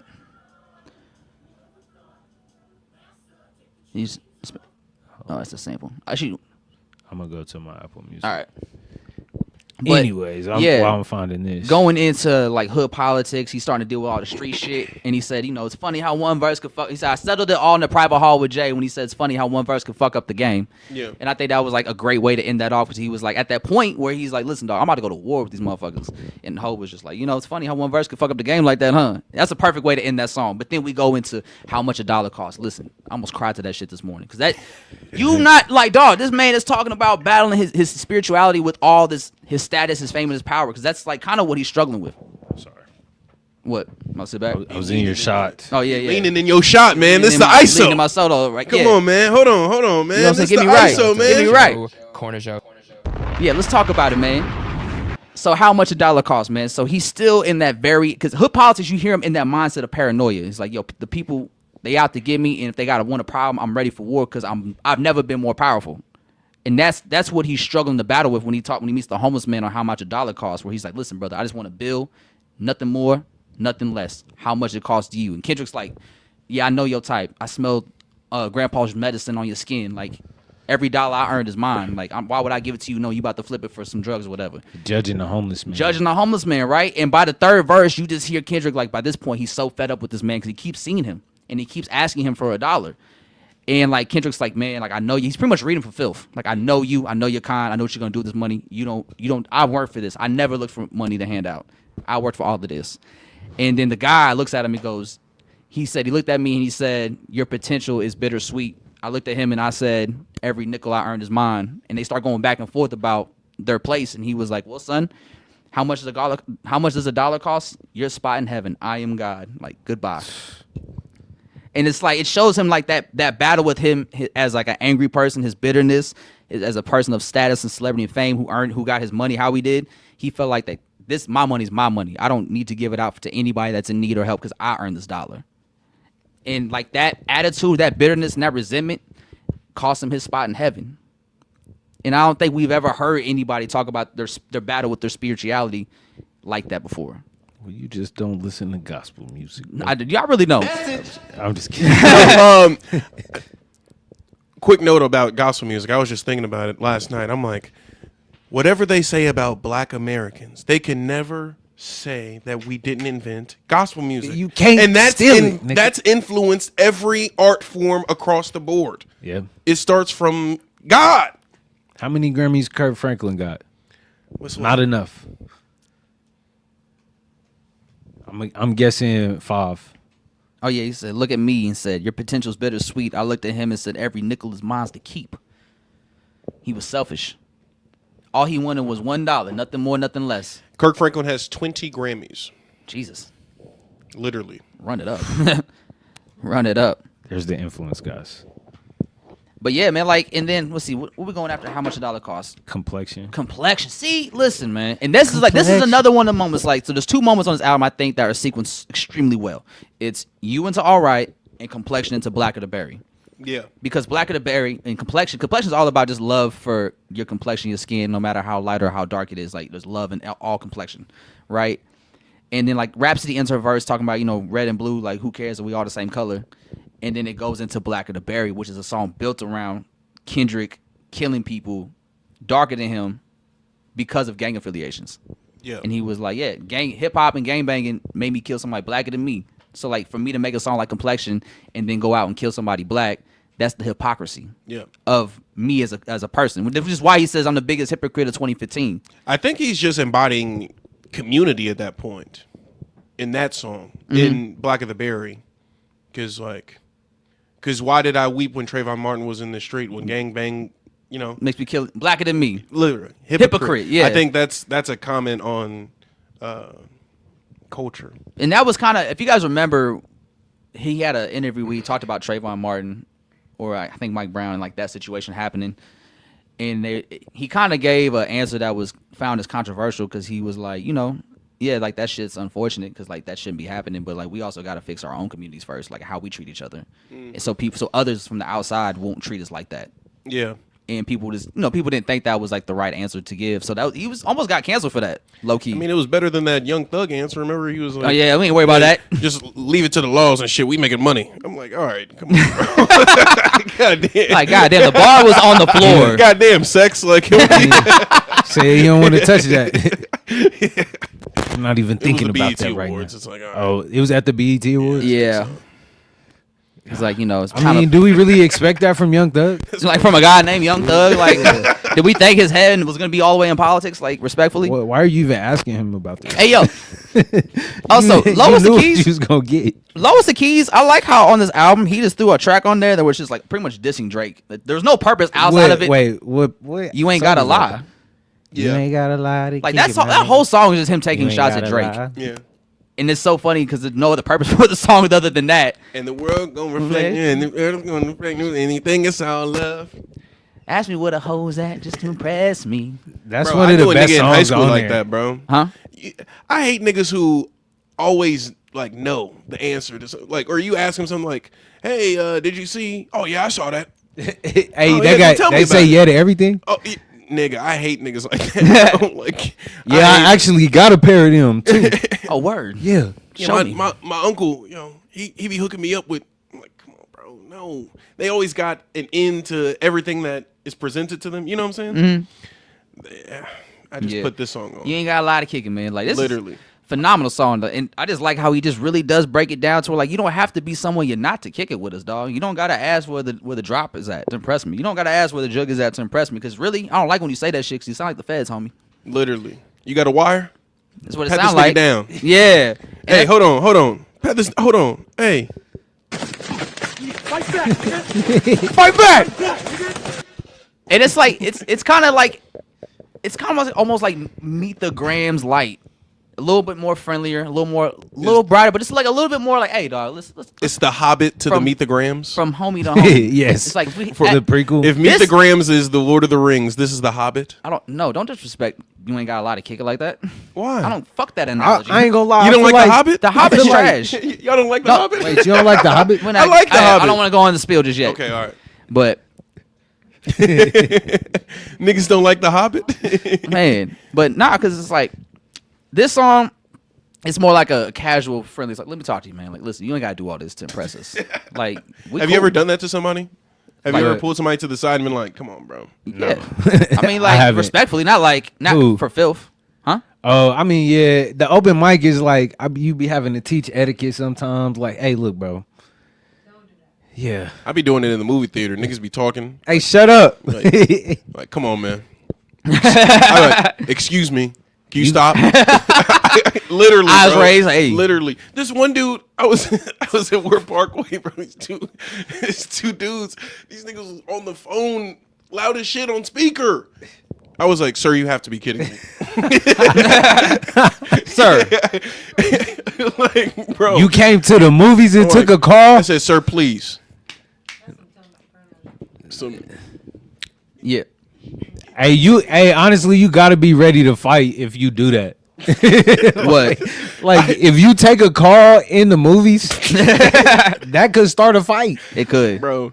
You know, it depends on what movie. Imagine being at the first Lord of the Rings and a nigga take a call in the middle of the shit. Bro. The best part in the movie. Bro, I was watching Captain America, the new one, with Anthony Mackie. This girl was on FaceTime. Whole movie on FaceTime, but muted. Sometimes I'm you like, gotta Lisa tell was somebody. muted. You're About it. so no. No, she Why was are we so muted. connected to the point where you can't detach for 3 hours, As long as you ain't talking, I don't give a fuck what you do on that phone. bro? I feel like, as Just long as like, it ain't listen, bro, noise. like, yeah, as long as you ain't making no noise, interrupting the experience, do what you need. Just leave me the fuck alone. I feel like you should keep your brightness low. In the Yeah, movie definitely do theater. that. If you blaring it, it's like, bro, What are you looking at? you making the night scenes Motherfuckers all act like fucked up. having their because phone it's- out in situations like that is just like a freedom that they just have, and everyone shut the fuck up. That's why I hate when those moments happen in theaters, because if you tell somebody stop, they're just gonna actually not do that. Literally. They'll probably get disrespectful towards you.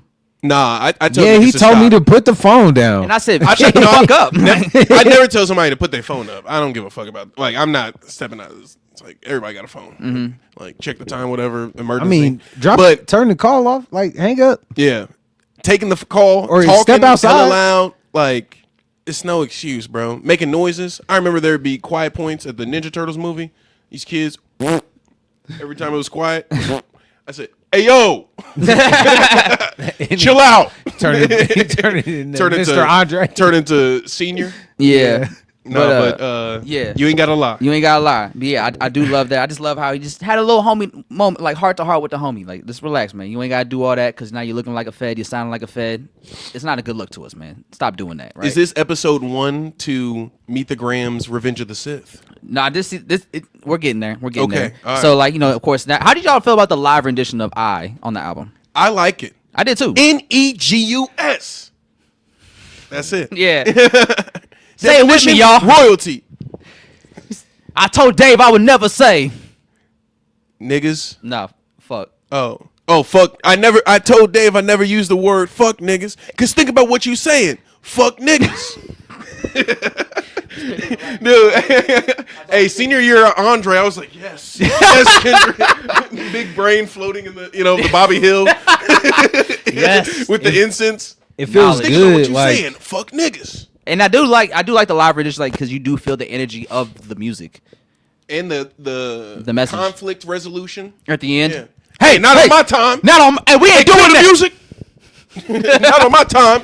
I feel like he found his voice. Yeah. Like he Ooh. found his sturdiness like towards the end of the album. Ooh, Like, actually, you hear him going through his like conflict throughout the whole thing, and then by the time you get to eyes, like a articulate statement, it's like more poetic. It's spoken word now. Yeah. It's with More thought out. confidence. Yeah, and it's like what he's trying to say. Hold on. Hit him with it, Andre. Hold on. Come on, cook on him. Yeah. Chef Curry over here. God And damn. then- yeah. I never thought of it that was way. Some smooth shit. Because I was thinking, listen. And then he had Ron Isley singing on that shit too. Yes. It was like, nah, you expect it. Nah, I don't expect Ron Isley. Because they sampled They sampled Isley Brothers on I. But I think Ron Isley's also on Blacker to Berry too. No, I think. Or is he on You Ain't Gotta Lie? Who's the lead singer? No, Ron of, Isley's on the Parliament. or the intro, isn't he? Who's No. the? No, hold on, son. I just saw this earlier. We look so uneducated right Look now. at the back of the cover. What? No, the back of the cover doesn't have the features on it. Like, he's not on there. Why Oh no, wouldn't- he's on How Much a Dollar Costs. That's what I was thinking. Yeah, why wouldn't it have the features on the back of the cover of the vinyl? I just didn't think his name would be on it. But yeah, he's on How Much a Dollar Costs. Yeah, but they also sampled the Isley Brothers for I Yes. on that sample. Yes. And so I didn't even think about that because when I was listening to this album this morning, it was like I always thought the album was about this guy, Kendrick, getting everything he wanted in the world, losing control of who he is as a person due to all this fame, power, and influence that he just got influxed to escape where he's from, and only to realize he needs to go back home to recenter himself and find out who he really is as a person with all of this stuff. But then he goes back home and he's just back in the same bullshit that he was trying to escape from with hood politics. He's still dealing with the ego, the bitterness, and the anger of his upbringing on how much a dollar costs. So People now he trying to has impress him. People trying to impress him. You know what I'm saying? So like, and then it got to I where he's like, I love myself. So like, I to me at the point of the album is where he's like, you know what? Despite all these individual battles and struggles that I face as a person dealing with all this newfound fame and power and influence I got, I still love myself as who I am. And I'm still trying to find myself, and I'm not perfect by any means, but that's why I'm a mortal man. And I think Mortal Man is that point where he really just does break it down to himself in the most raw, authentic factor. He's like, yeah, I want to be a leader in the world, but you also got to stand like I'm not going to be perfect in the journey. And there is a line in there that I think plays in perfectly to like where we're at in 2025, where he mentions, where's it at?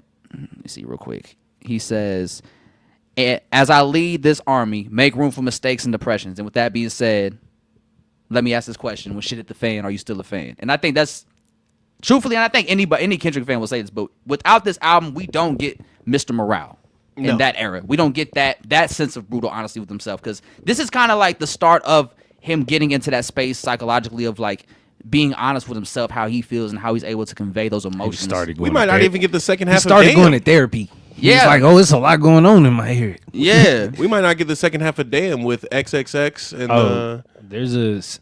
Oh, you're saying without without going through this process.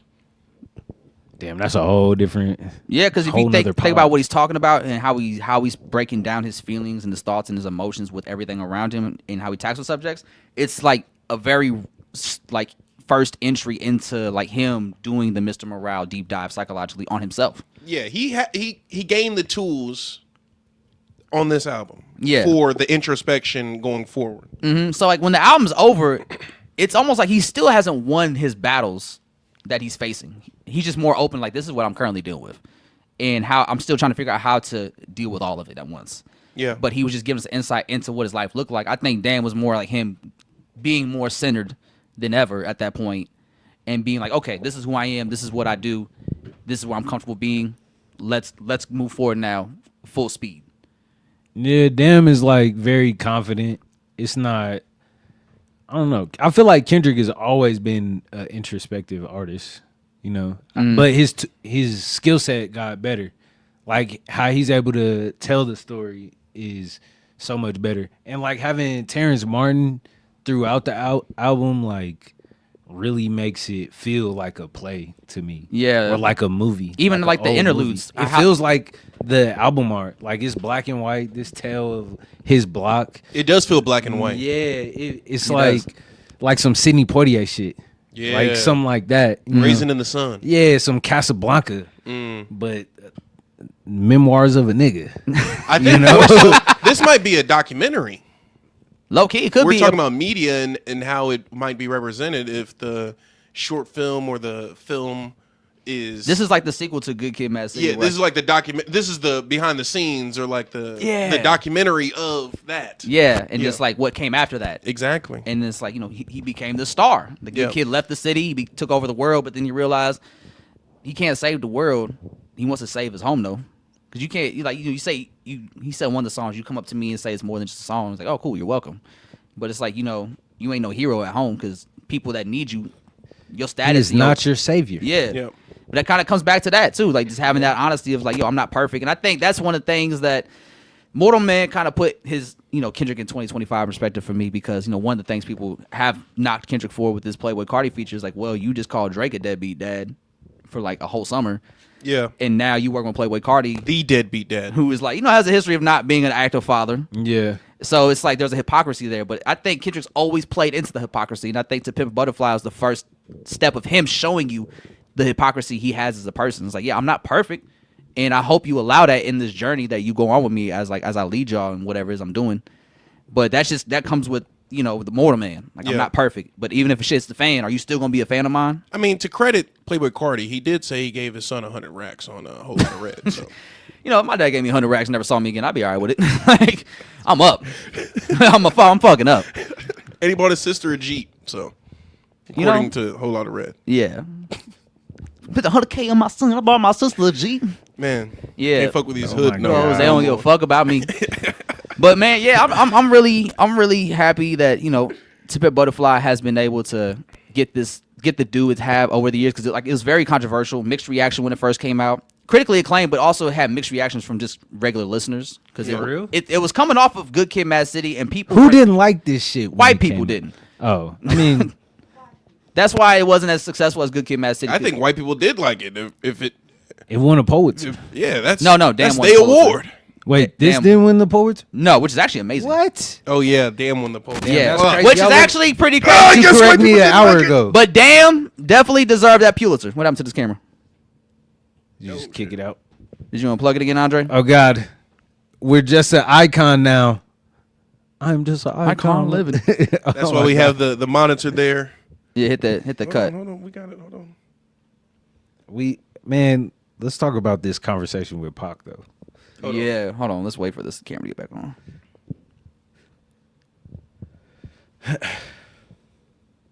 Appreciate y'all's patience.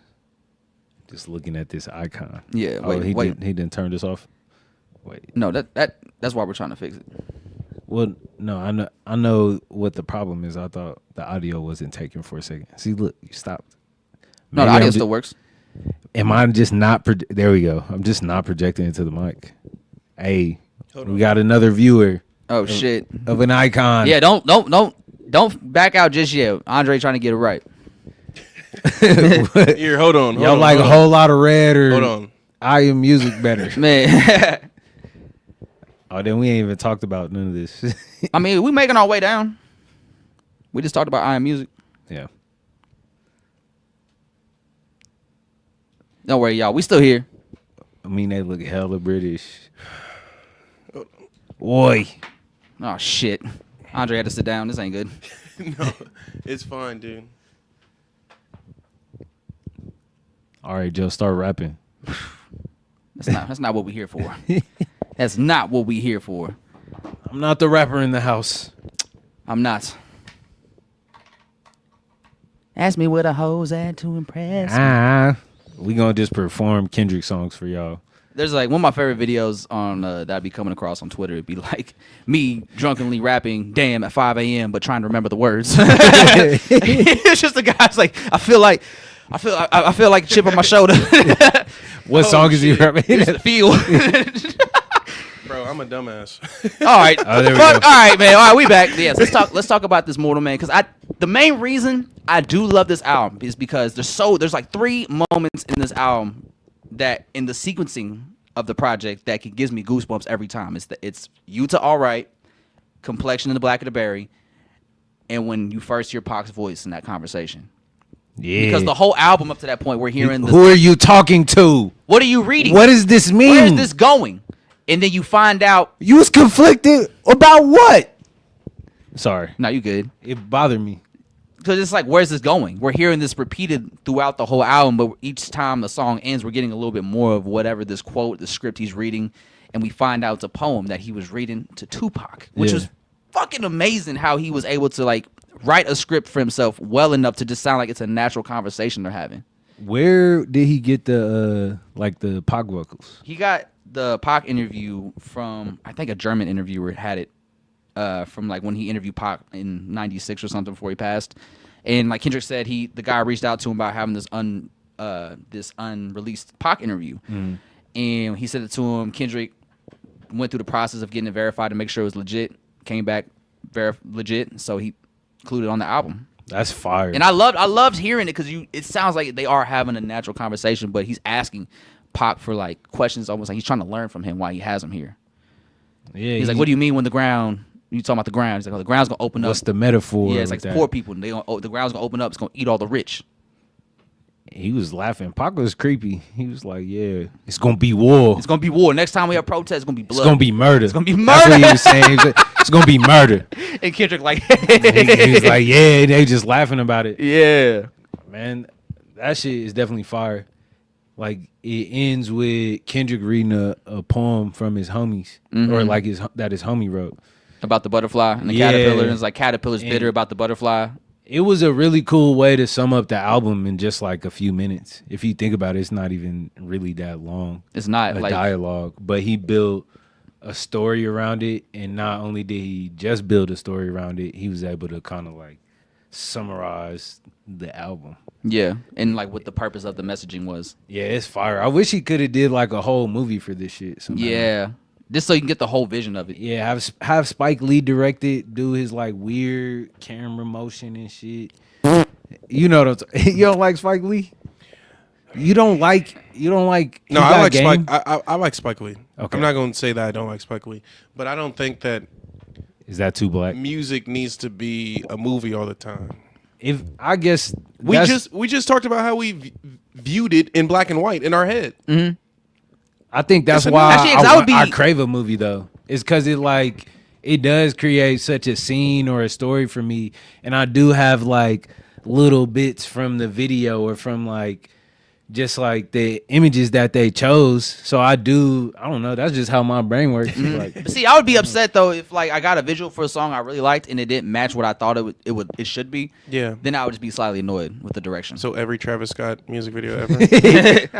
Some of them are alright. Some of them are pretty cool. Some of Those them are shits pretty are cool. trash, bro. He doesn't know how to emote. Huh? He doesn't know how to like express himself. Like, he's a There's a god reason for mother. that, but I don't want to say it on the pod. okay, I'll tell you after when we get off. But no, I just don't want to say nothing that might offend people. okay. Actually, no, it's a quirky thing. He has autism, probably. Oh, Yeah. yeah. Everybody's quirky and has autism now. So like, I definitely. Quirky. That's like pretty obvious. I feel People like be using that shit. So no, I bro. think realistically he had Asperger's because he's very awkward as a person. Like if you ever watch a Travis Scott interview, it's really rough. it's Yeah. always been like that. Like, Always. from jump. The first time I saw him Belt. do an interview, I was like, "Whoa, this is kind of hard." Meek Mill, The that- best interview he did was the one with DJ. What's his name? Simtex. Nah. Fuck. I can't remember his like Shady. He used to be on Shady. It's a black dude. Oh, I feel bad for not remembering. Who his Kid? name. Yes. okay. DJ Who Kid? Yeah. Yeah.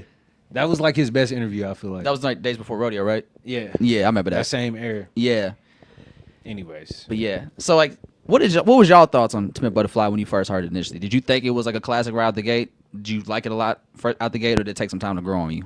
I liked it. It was very heavy. Especially coming off of Good Kid, Mad City. Was this what you were expecting to hear from Kendrick? No, I didn't know what I was expecting for real. And then when the singles came out, it painted a different picture than what the album was for me.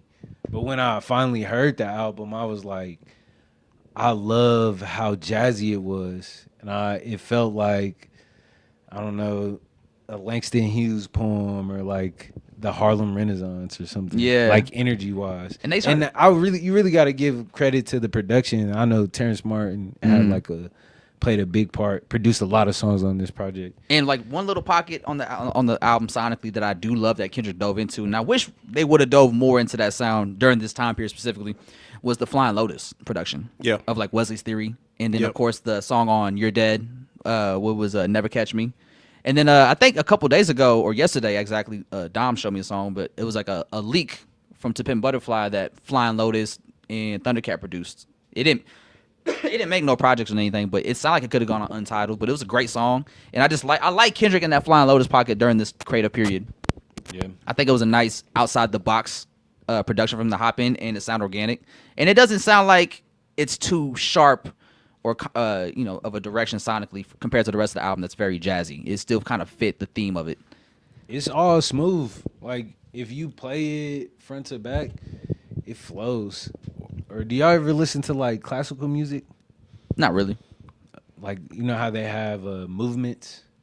It's like long stretches of the project. But that's how the album feels. Mm-hmm. When do you Like listen to classical music? I mean, just like Fantasia is something I've been watching recently from Disney. But when you just cleaning the house or when I'm trying to read, I'll put classical music on. I feel like you gotta like make time to listen to. It is a lot of time. It's like an hour. You gotta set aside time. But for that shit. over time, like Seems like a albums have burden. Shrunk. You know what I'm saying? So like a whole symphony is just one album now, and albums got even shorter. You know, Even the symphony album's getting shorter.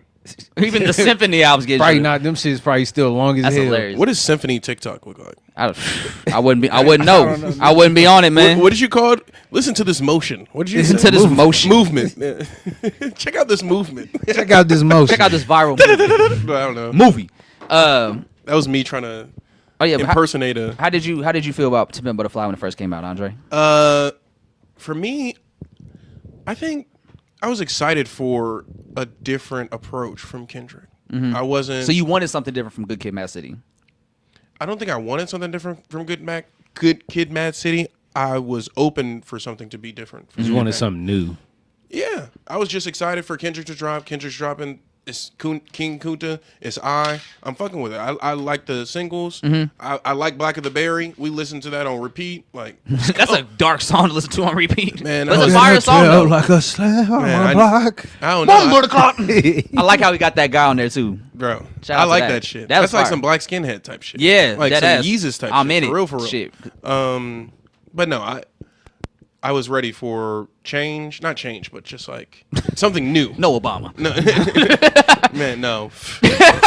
What are we talking about, man? What are we talking about? Obama say what it do.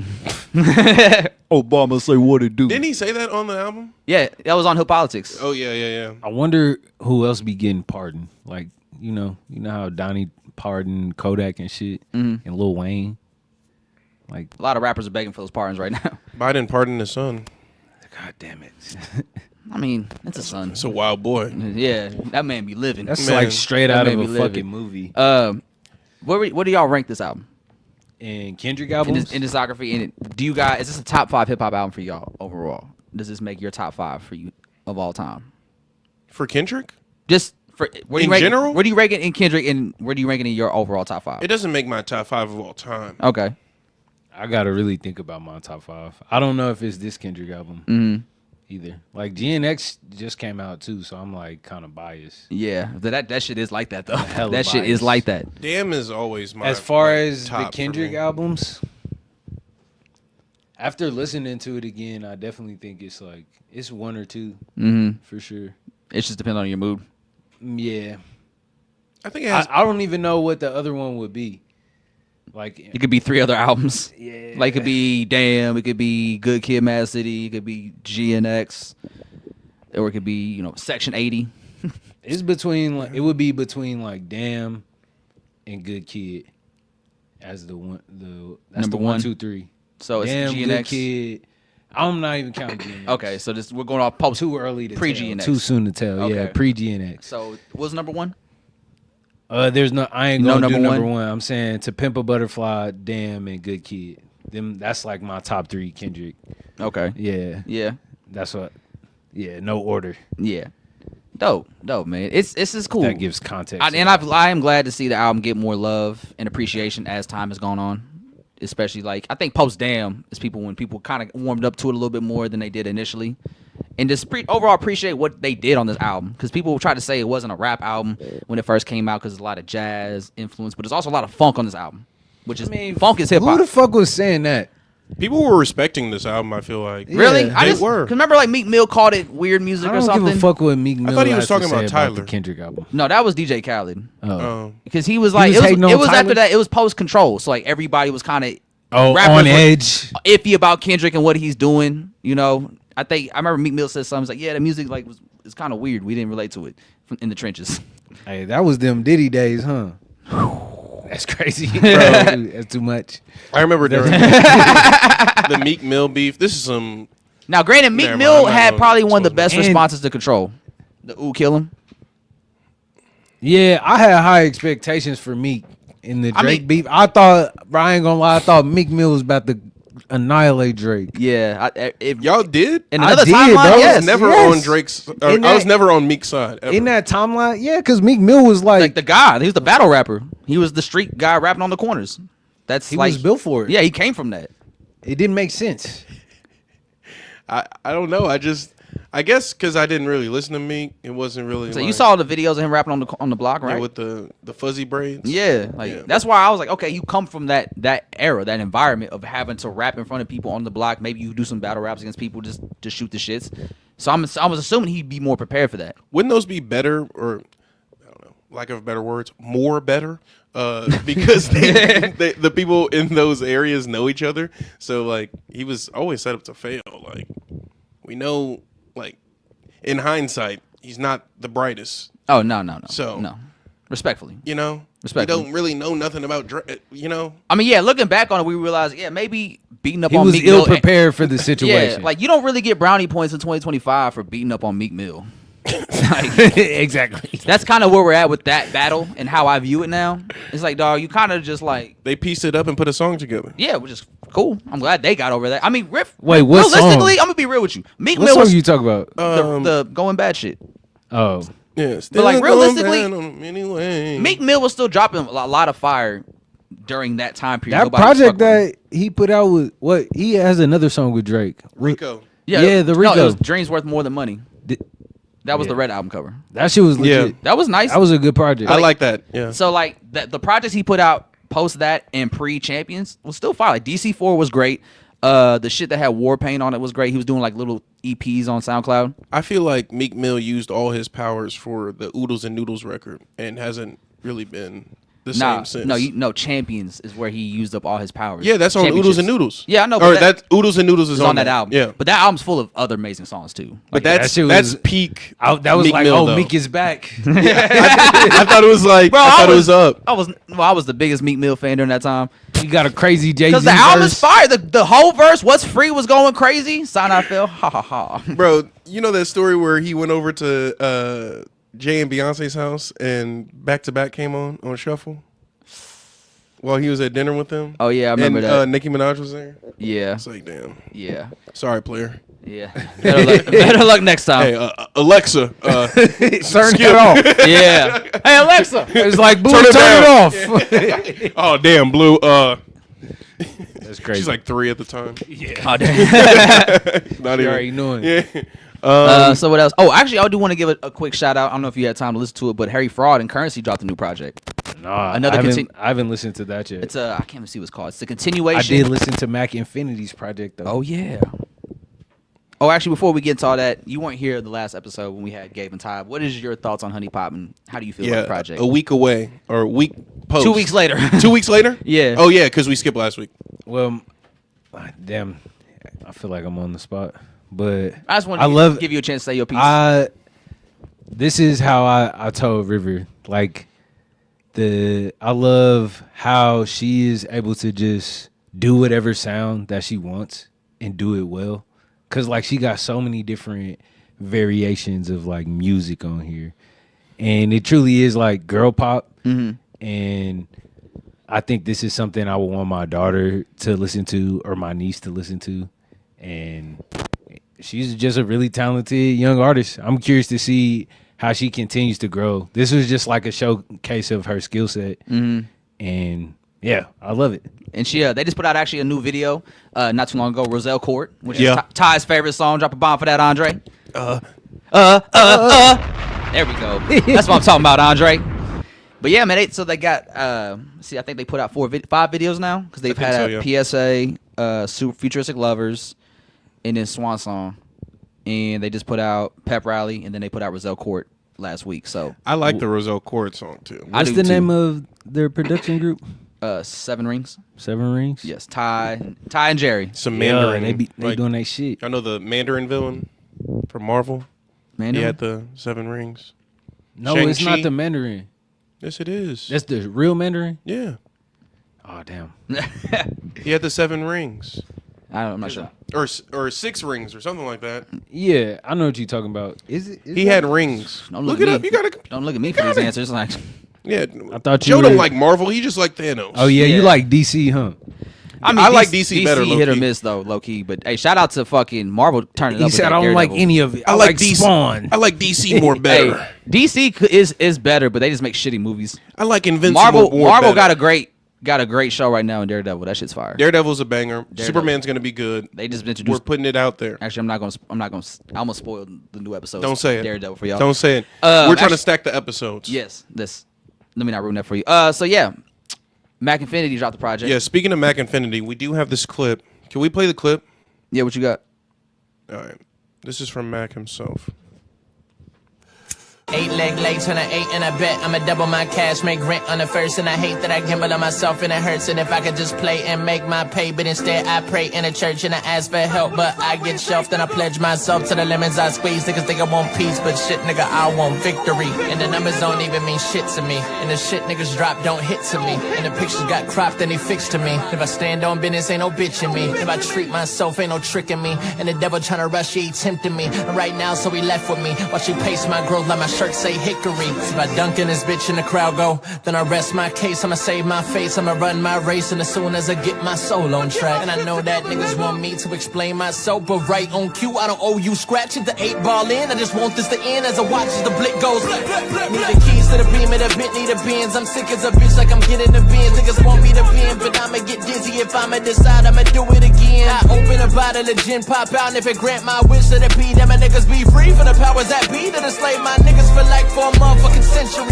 Short-term gain ain't long. I'ma spend a lifetime now trying to right my wrongs. So I right my wrongs of a beats I made, and I might need aid. Even in my hand get wrapped, I'ma write these raps. I'ma wear both hats till the wheels fall off, and I scrape concrete and I flail like a test dumb nigga whipping out till my skin fall off. So I've been fasting for years trying to feed myself. Had me looking in the mirror and don't see myself. Can I feel what's felt? Cause you own your body, so the best advice is to be yourself. So who, what, when, whoever that is probably you. When you was a kid, I did what I did. Shaq fell off and he bumped this shit. Now he got a Hey, drop a bomb for Mac Infinity one time, man. Look at that. Hold on. I heard the DJ tags in that motherfucker. He dropped at the right time too, cause like I like how that's coming back too. Just one DJ drops in this shit, but yeah, man, Mac Infinity's rapping, man. He's gotten really good as a rapper. He's improved a lot. I was drunk last night. I was at the Ferns. I came home. On the way home, I was listening to the project again, just to, you know. I wasn't drunk driving. Hold on. I got more drunk at home. Hold on. Let me restate that. I was more lit at home, and I was tweeting. And I said this last night. Mac Infinity is rapping better than a lot of you niggas. I saw that. It's true. Yeah. It's true. And it's true. you know, fun fact about Mac Infinity for those that have been listening to the Yada Yada podcast from the very beginning or been tapped in with us early on. We had Mac Infinity on a couple years ago for the first time, and he actually showed up with a 7-finger Doom freestyle. Like, He was ready. That he made himself. Like he put all the beats together. Huh? You said what? Made it seem like it was light work. Yeah. Easy. Was ran he through really that shit. freestyling? Y'all can't even rap y'all song. Like, I mean, he made the mixes and shit, so he knew he was gonna say, but he was rapping all of that shit. Like the beats would change up mid mix. Like he programmed all that shit. He Let's came call ready. this Can we He call this produced nigga? this? Can Yeah, he rap over the phone call right this now? nigga. No, we ain't doing all that. But I do like this project because it's a collaboration project. Because Mac Infinity is from Kansas City, but for those who don't know, he is now based out of New Orleans. And Yep. so this project is like a cumulative. This is like actually like a fucking almost like a chronic for him, where he's being the main artist, but he's bringing other artists onto the project to help craft a whole sound for this project. It's not just the Mac Infinity project. For me, it felt like the not Dream Chasers. Dreamville project. I get that Revenge of the vibe. Chasers. Yes. Do you know if he produces at all? Mac Yeah, he produces. He produced He his produced- own shit? I'm pretty sure he produced it. Yeah, that's crazy. What's your favorite song? I like Yella, which is like track 3, I think. I like number 6 and number 8. The Isha song with Southside Dame. Yeah, And then I was- the I was surprised to hear Dame on there. Yeah, and then the song with Kai is also great. Go to N1 real quick. Was Play it that. Play N1. TWSFUN? Yeah, that one. Yeah. See, Which play N1 real quick. I want to hear that. There was one that had a New Orleans bounce that was crazy. I feel like it was towards the end. Was it? That's Big? Oops, isn't it? There was a shorty on it. Is it Wash My Sins? Are you talking about Black Privilege? Oh, is it Black Privilege? Yeah, I think that Black had like a Privilege. New Orleans bounce with a shorty on it. Yeah. Okay, yeah. Try that one. Is it this? Hold on. There was one of these had a New Orleans bounce in that bitch. So who all from Kansas City's on this project? So we got Chief the Don, we got Car Colors, Southside Dame.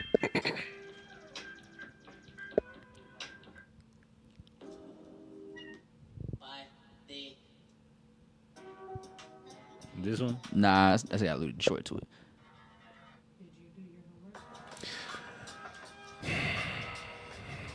Hell no, that's not it. Did the quarterback study the play? Motherfucker, you know how many plays I had to study this weekend? You hit me with this shit last night. Man, you're right.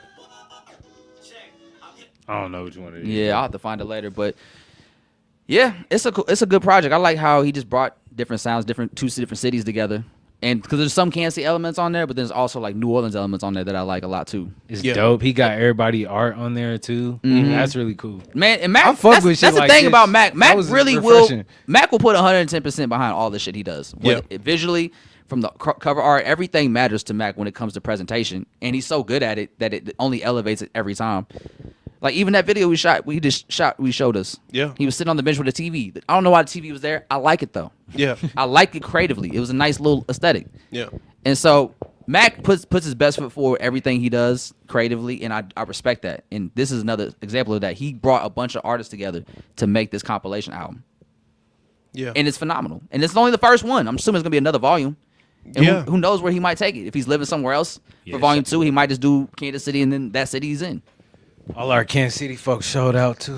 Yeah. It's good to hear y'all do y'all thing. Especially on tracks with other artists from other towns and You know different what I'm sounds. saying? And everybody sound good. Yeah, Everybody all was the New mixed Orleans well. artists sound fire. Yeah, everybody Like, sounded good. Like he's not fucking with nobody down there that's trash, which is salute to him. I wish there was another verse on Isha though. Mac, if you're listening, if you're still in the chat, I wish there's another verse, man. Actually, you had the guy talking at the end there, speaking talking about parlays and shit. of local music, we also got more local music dropping tomorrow. I don't know if you guys saw it, but Project Jones is dropping an album tomorrow. Project Jones is dropping that. Project Jones, like Father Like Son is what's called. The cover art's a picture of him and his son dressed as like colonels and shit on a painting. It's pretty tight. Let me see. I think it's on his Instagram. It actually, and this is the thing. It's not going to be on streaming service. It's gonna be on Even. Yeah, he's selling it on Even. Oh, okay. Let's see. I'm not gonna be able to see that shit. It's right here. Oh, that's fire.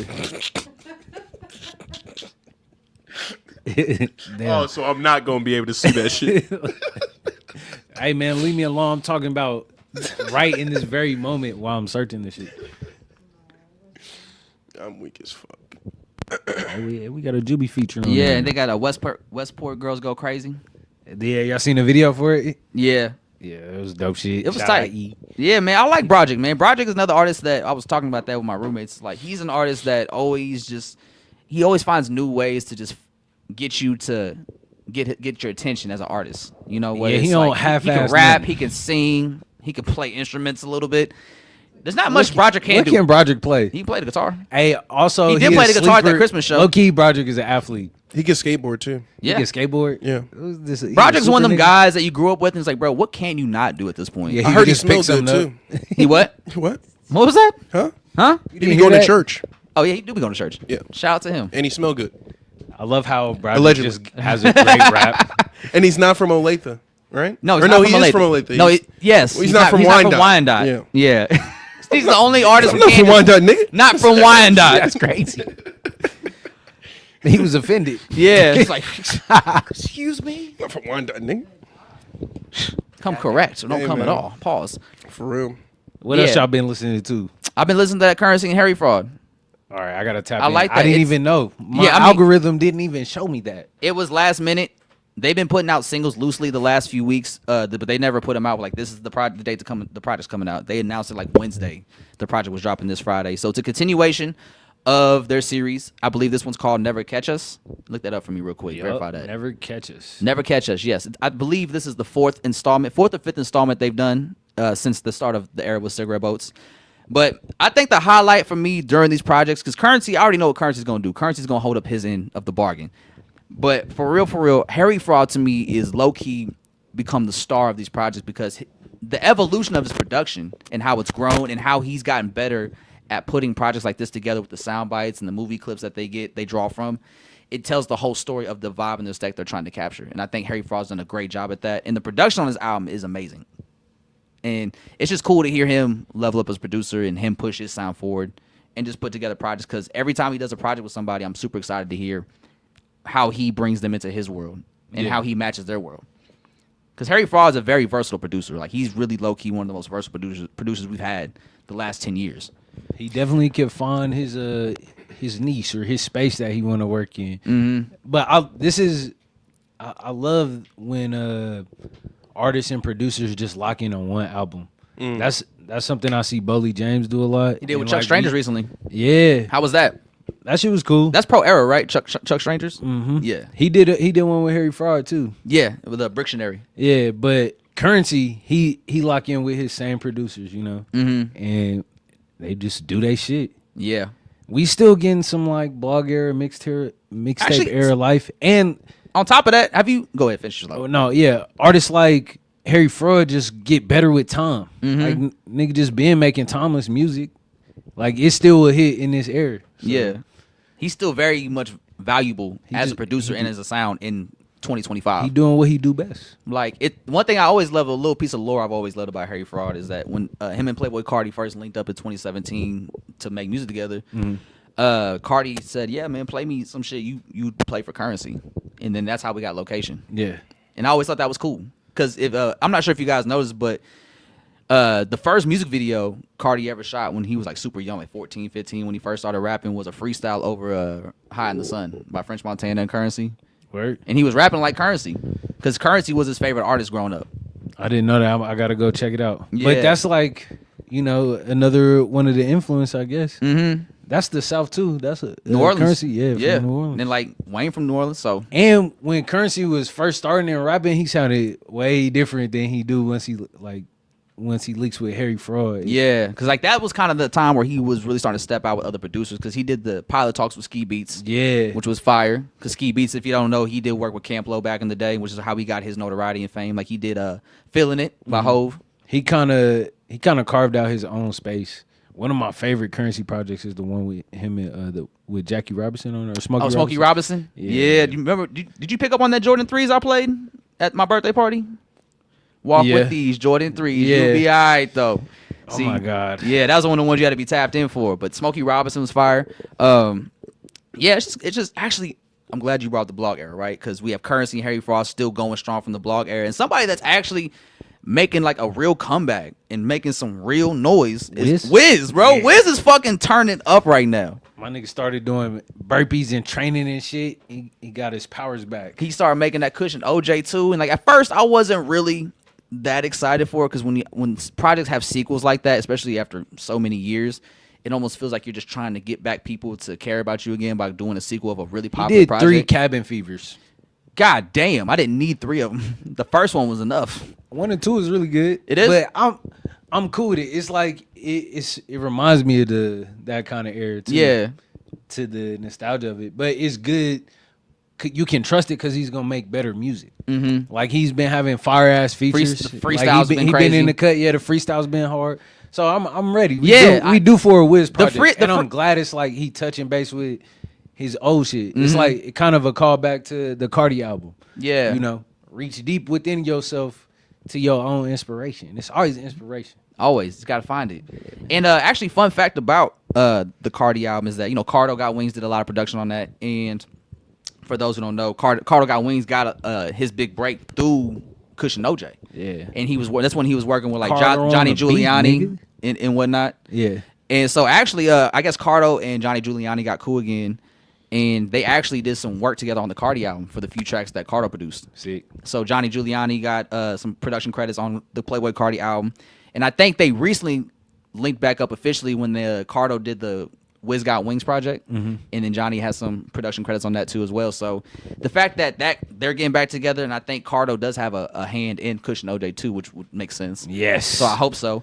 So it's just cool to hear Wiz in this great creative space. His freestyles have all been really dope. It's been making me excited to hear what he's about to do for Cushion OJ. So it's cool to see like Wiz about to drop Cushion OJ 2 while Currency just dropped another project with Harry Fraud. It's like the blog era is still very much alive and moving. Yeah.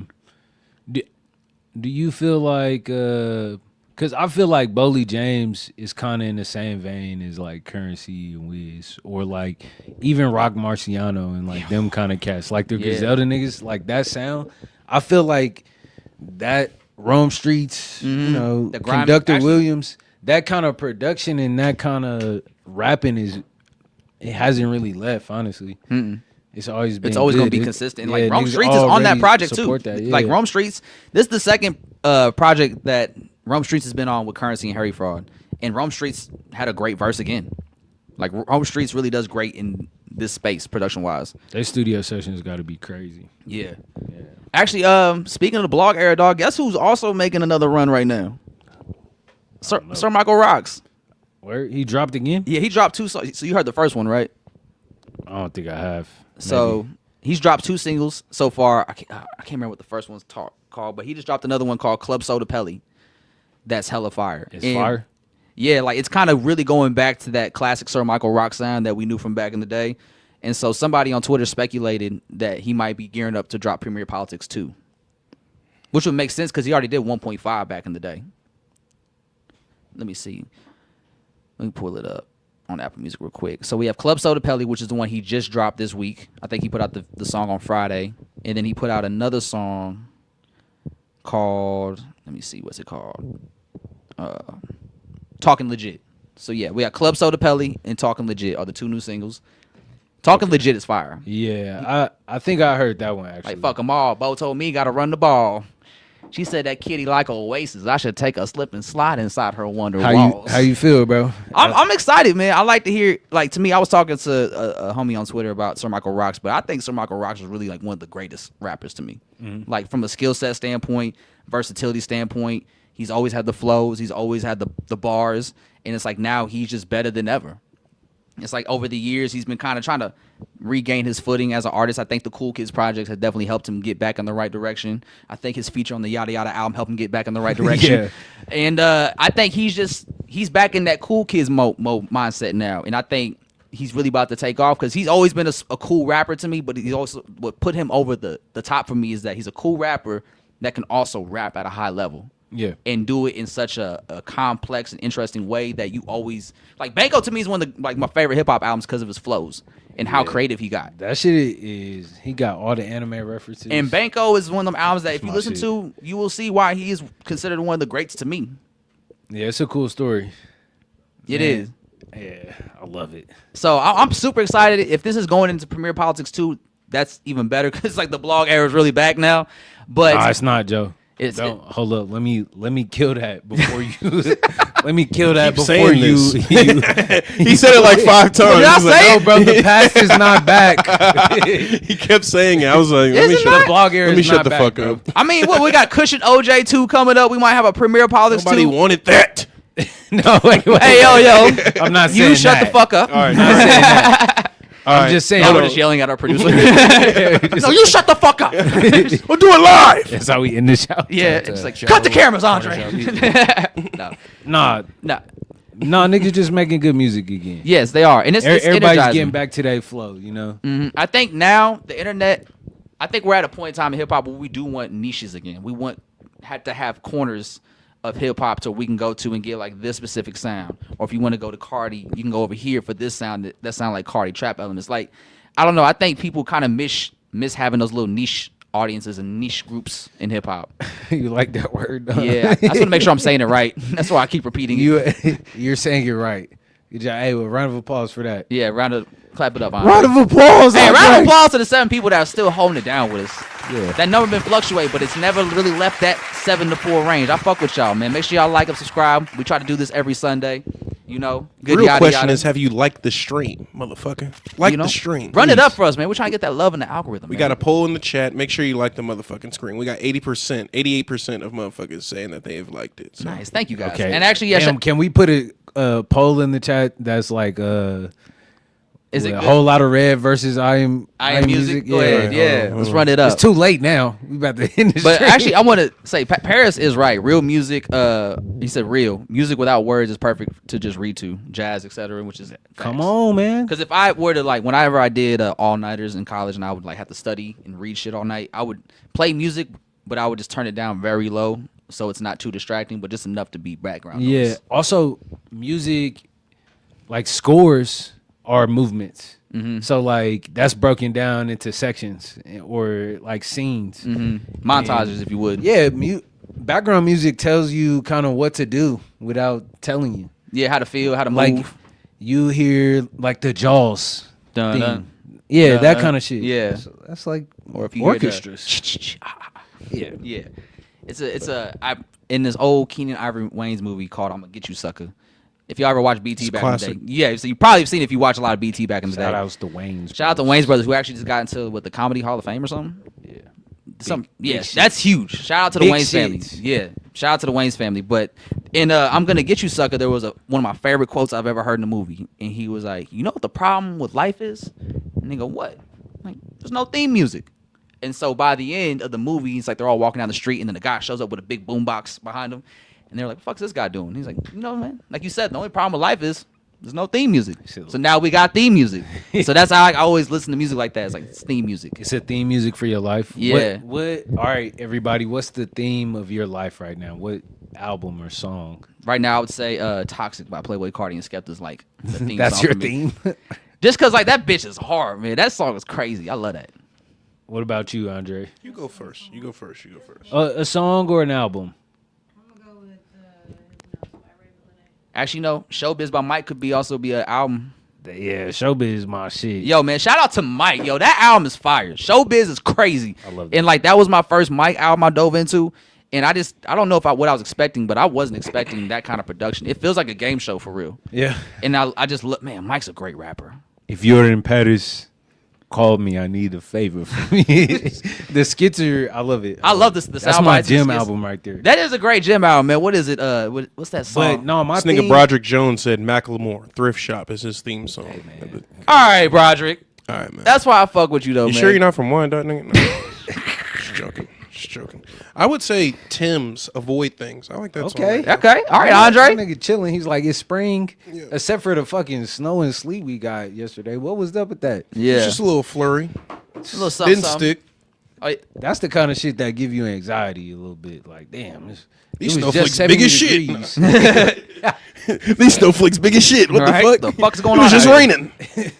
What would you say is your song or album that represents you right now? Man, I've been listening to ML Bush, Sun Tub. That's my shit. Right That's you right now? Yeah, some weird. Sometimes when y'all be saying artists, I be thinking y'all like Just- went to some name generator. I've never heard swear of none of it's- these people. Well, in I'll my play life. it after the pod. All right. We'll experience it together. That's a bet. Say anything else we should cover before we wrap it up? We already got 2 hours here. The Amine song. Oh, yeah, the I have Amine. Yeah, I have a few things. Can we skip the Amine song? I know it's in the thumbnail. That's crazy. That's All right, crazy. let's do All it. right, yeah. I got No offense, Amine. because we were talking about the contradictions between Kendrick Lamar and working with the likes of Kodak Black and Playboi Carti, Yeah. right? Something got put on my my radar, and I thought, not only does it sound good, but it's pretty contradictory because it's like it's soul food. It's not good for you, but it tastes great. It hit. It hit. So here I'm gonna pull this up while we wait. River, what was your thing? What was her soundtrack? You have to say it into the mic. You have look. Ta said you are third mic. Whenever you ready. Hypnos by Raven Lene. All right. That's Rivers. We got Soundtrack it. for Shout out our Raven life. Lene. Shout out Raven Lene, man. Y'all ready? Yeah, what is it? All right. My bad. What is this?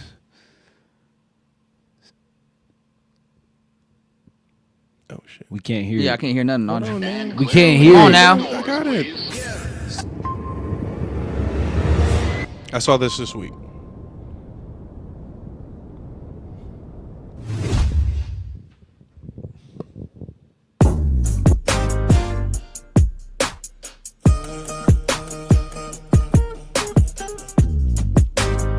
Flying too close to the fucking sun, that's how you get burnt, nigga, you ain't know. I be keeping my cool, never knowing I'm gonna have to shoot. So I'm watching everything, and bro watching everything. And I know we feel the same way. Said Leave it. All the- 762. Oh, he's sampling something. What's he sampling? What's that melody? Oh, is that Bobby Valentino? No. What melody is that? You laugh and stop. What melody is that? Of all the things to sing about, bro, let's make an R&B song about young niggas. You know, we was talking about this last night. How R&B has died a little bit. No, This is catchy. No, This is catchy. Hold up. We not gonna say R&B is dead. And we got this. This isn't R&B. This is is something definitely else. R&B. That's definitely R&B This is definitely R&B. because he's singing, and that's an R&B melody. Just the subject matter don't make it not R&B. I be keeping my cool. Yo, this is R&B for real. I'm asking. He's singing. That's an R&B melody. Is Carti hip hop? And bro watching everything. Come on. Feel the same way. I mean, this does sound good. I ain't gonna lie. It's that song they be playing at picnics, bro. All the street niggas I can't know. wait to I get can't wait. with you. Yeah, what is that song? What? I can't wait to get with you. Oh, my phone died. Oh shit. But I fuck with that song. Shout out to Saint Lamar. Bust at you. Yeah, I do like I don't that know song. about the title though. Bust at you. I do like that song. That's fire. Bus. But yeah, of all the things to sing about, and that's like one of 4 songs that the nigga got. Like, Oh, he only has 4 songs out right now. That's from his MV. Apple Music. Broderick, no, actually, Broderick Jones been on the radar. That's R&B. That's low key fire, man. That is Let's go. R&B. That's an R&B song. Man. Broderick, what was the original song? Do you remember it? The dun, dun, dun, dun, I can't get enough of you. It's I can't get enough of you. That one? Yeah. It's Sierra? Who is it? Is that Sierra? But I gotta get cool inside of you. I can't get enough of you. Hold on. I can't get enough of you. It shows you we don't listen to R&B. With you. Tamia. Tamia. Come on, man. All right, there we go. Come on, man. Okay, so They that be was playing that at a the fire cookout. flip. That was a fire flip. I like that. Yeah. Yeah. It was cool. I saw it on The young on niggas Twitter. done got R&B. I was cracking up. What's it See, called hey, these that's days? why And then I took it seriously. That's really how music, a lot of like meme music gets on. Laugh at it, and then it's like, hold on. That's why I fuck with Broderick, because Broderick ain't ashamed to sing to a lady and just really get there with her, you know? You don't be singing? Really getting into that I love you, girl. I need you in my life. You want me can't sing wait to you? bust at you, I'll girl. sing right I now. can't wait to bust at you. Imagine telling the shorty that I can't wait to bust at you, A girl. chair is still a chair. Girl, I can't wait to. See, they ain't singing like that. They ain't Look. talking to a woman like that no more. If there's no Niggas don't one have houses. sitting there, This house is not a home because I don't have a home, bitch. I have a this nice house apartment. is not a home. Niggas don't have houses, bro. That's the Alright. No, problem. niggas can't even write like that. Hey, real shit. I can barely read. Niggas can't. Hey, calm down, Joe. Calm down. Niggas, I ain't mean it like that. Niggas I'm just saying. can read. Niggas shooting from half court. Y'all keep using that word, so it makes everything I say, following it up, like sound like I'm speaking to a very specific genre of people, but that's not the case. I'm Alright. just trying to speak in general. But anyway, Now that we're in Any the, other topics? the closing moments, I started writing down random questions to ask on the pod for these things to wrap up. yeah. Okay. Have y'all? And they satirical, right? Don't What don't is, make. What is this nigga about to ask? If I ask this question, don't assume that it's about me. It's too late. Have y'all ever been musty on purpose, like strategically? No. Like thought out about being musty. No. I've never. Like I hate where I'm going next, and I'm not about to take a shower. I've never been. No, nigga. No. Like I just got from the gym or something. I never felt that it was an advantage for me to be musty. I would say that. I never. By choice, too. I never thought about how I could use this to take My mustiness to my advantage. Yeah, for Finesse some gain. shit. Or Only- just avoid shit. I Like, heard- you don't like certain people. You don't want to have small talk. I It's heard like wrestlers SpongeBob. would We're do not it. ugly. We just stink. You know?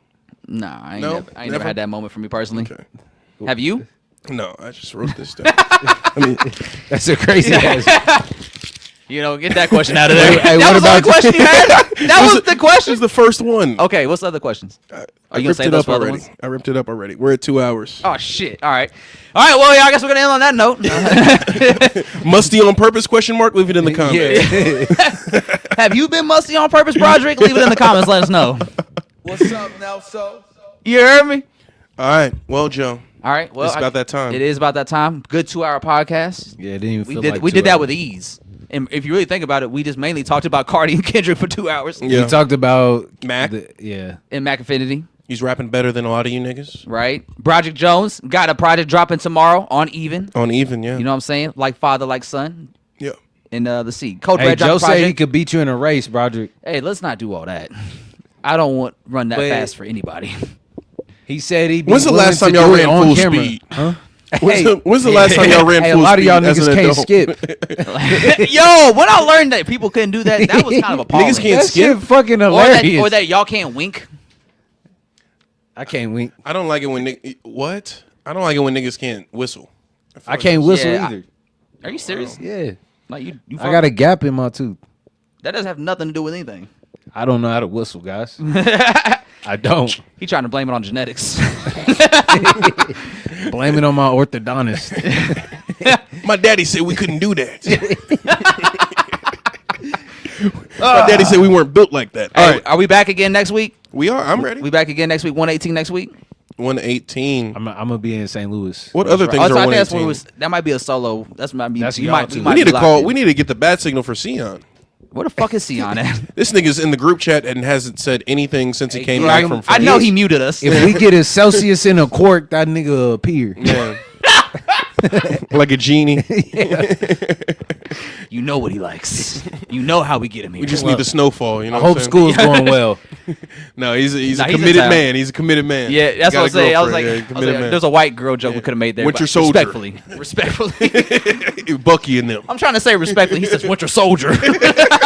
No, he knows I love him, man. Yeah, Fuck we that got love for shit. Sion, man. Hopefully he can make an appearance maybe next week when we do the next pod. Our Yeah. man's he gonna be back. He gonna be out again. Swap a black for a black. You know, hey, I just want. Hey, nigga, We, dog. go, right, yo. we go black for black. Like, see, Andre, they only That see sounds- my that sounds- face. They only see me. So when you say shit like that, they don't know another black man saying that. I'm black. You make it sound like we're just rotating black people throughout this. Joe, fucking you podcast. used me as like a button to say nigga earlier. No. Yes, you did. I was just trying to like You were like, Hey, we do. because we were talking about a song lyric I know. and I can't say it, so it was like fuck. Yeah. Yeah. Think about what you're saying. I'm just trying to figure. Fuck niggas. It's just a reminder I told Dave I would never say that that. it's okay. Joe made a promise. I made a promise to Dave. Shout out to Joe, Corner Joe. All right, let's get out of here, man. All right, y'all. Until next week, man. Next Sunday, we back from 117. This has been episode 116 of the Yada Yada Podcast. Until next time, y'all. 117. It's the kid Joe Cornejo, Black Hyphy in the building. Nelso here. Sebastian left early. We got River in the corner, y'all. Until next time, the gang is out of here. Yada Yada Podcast. We out.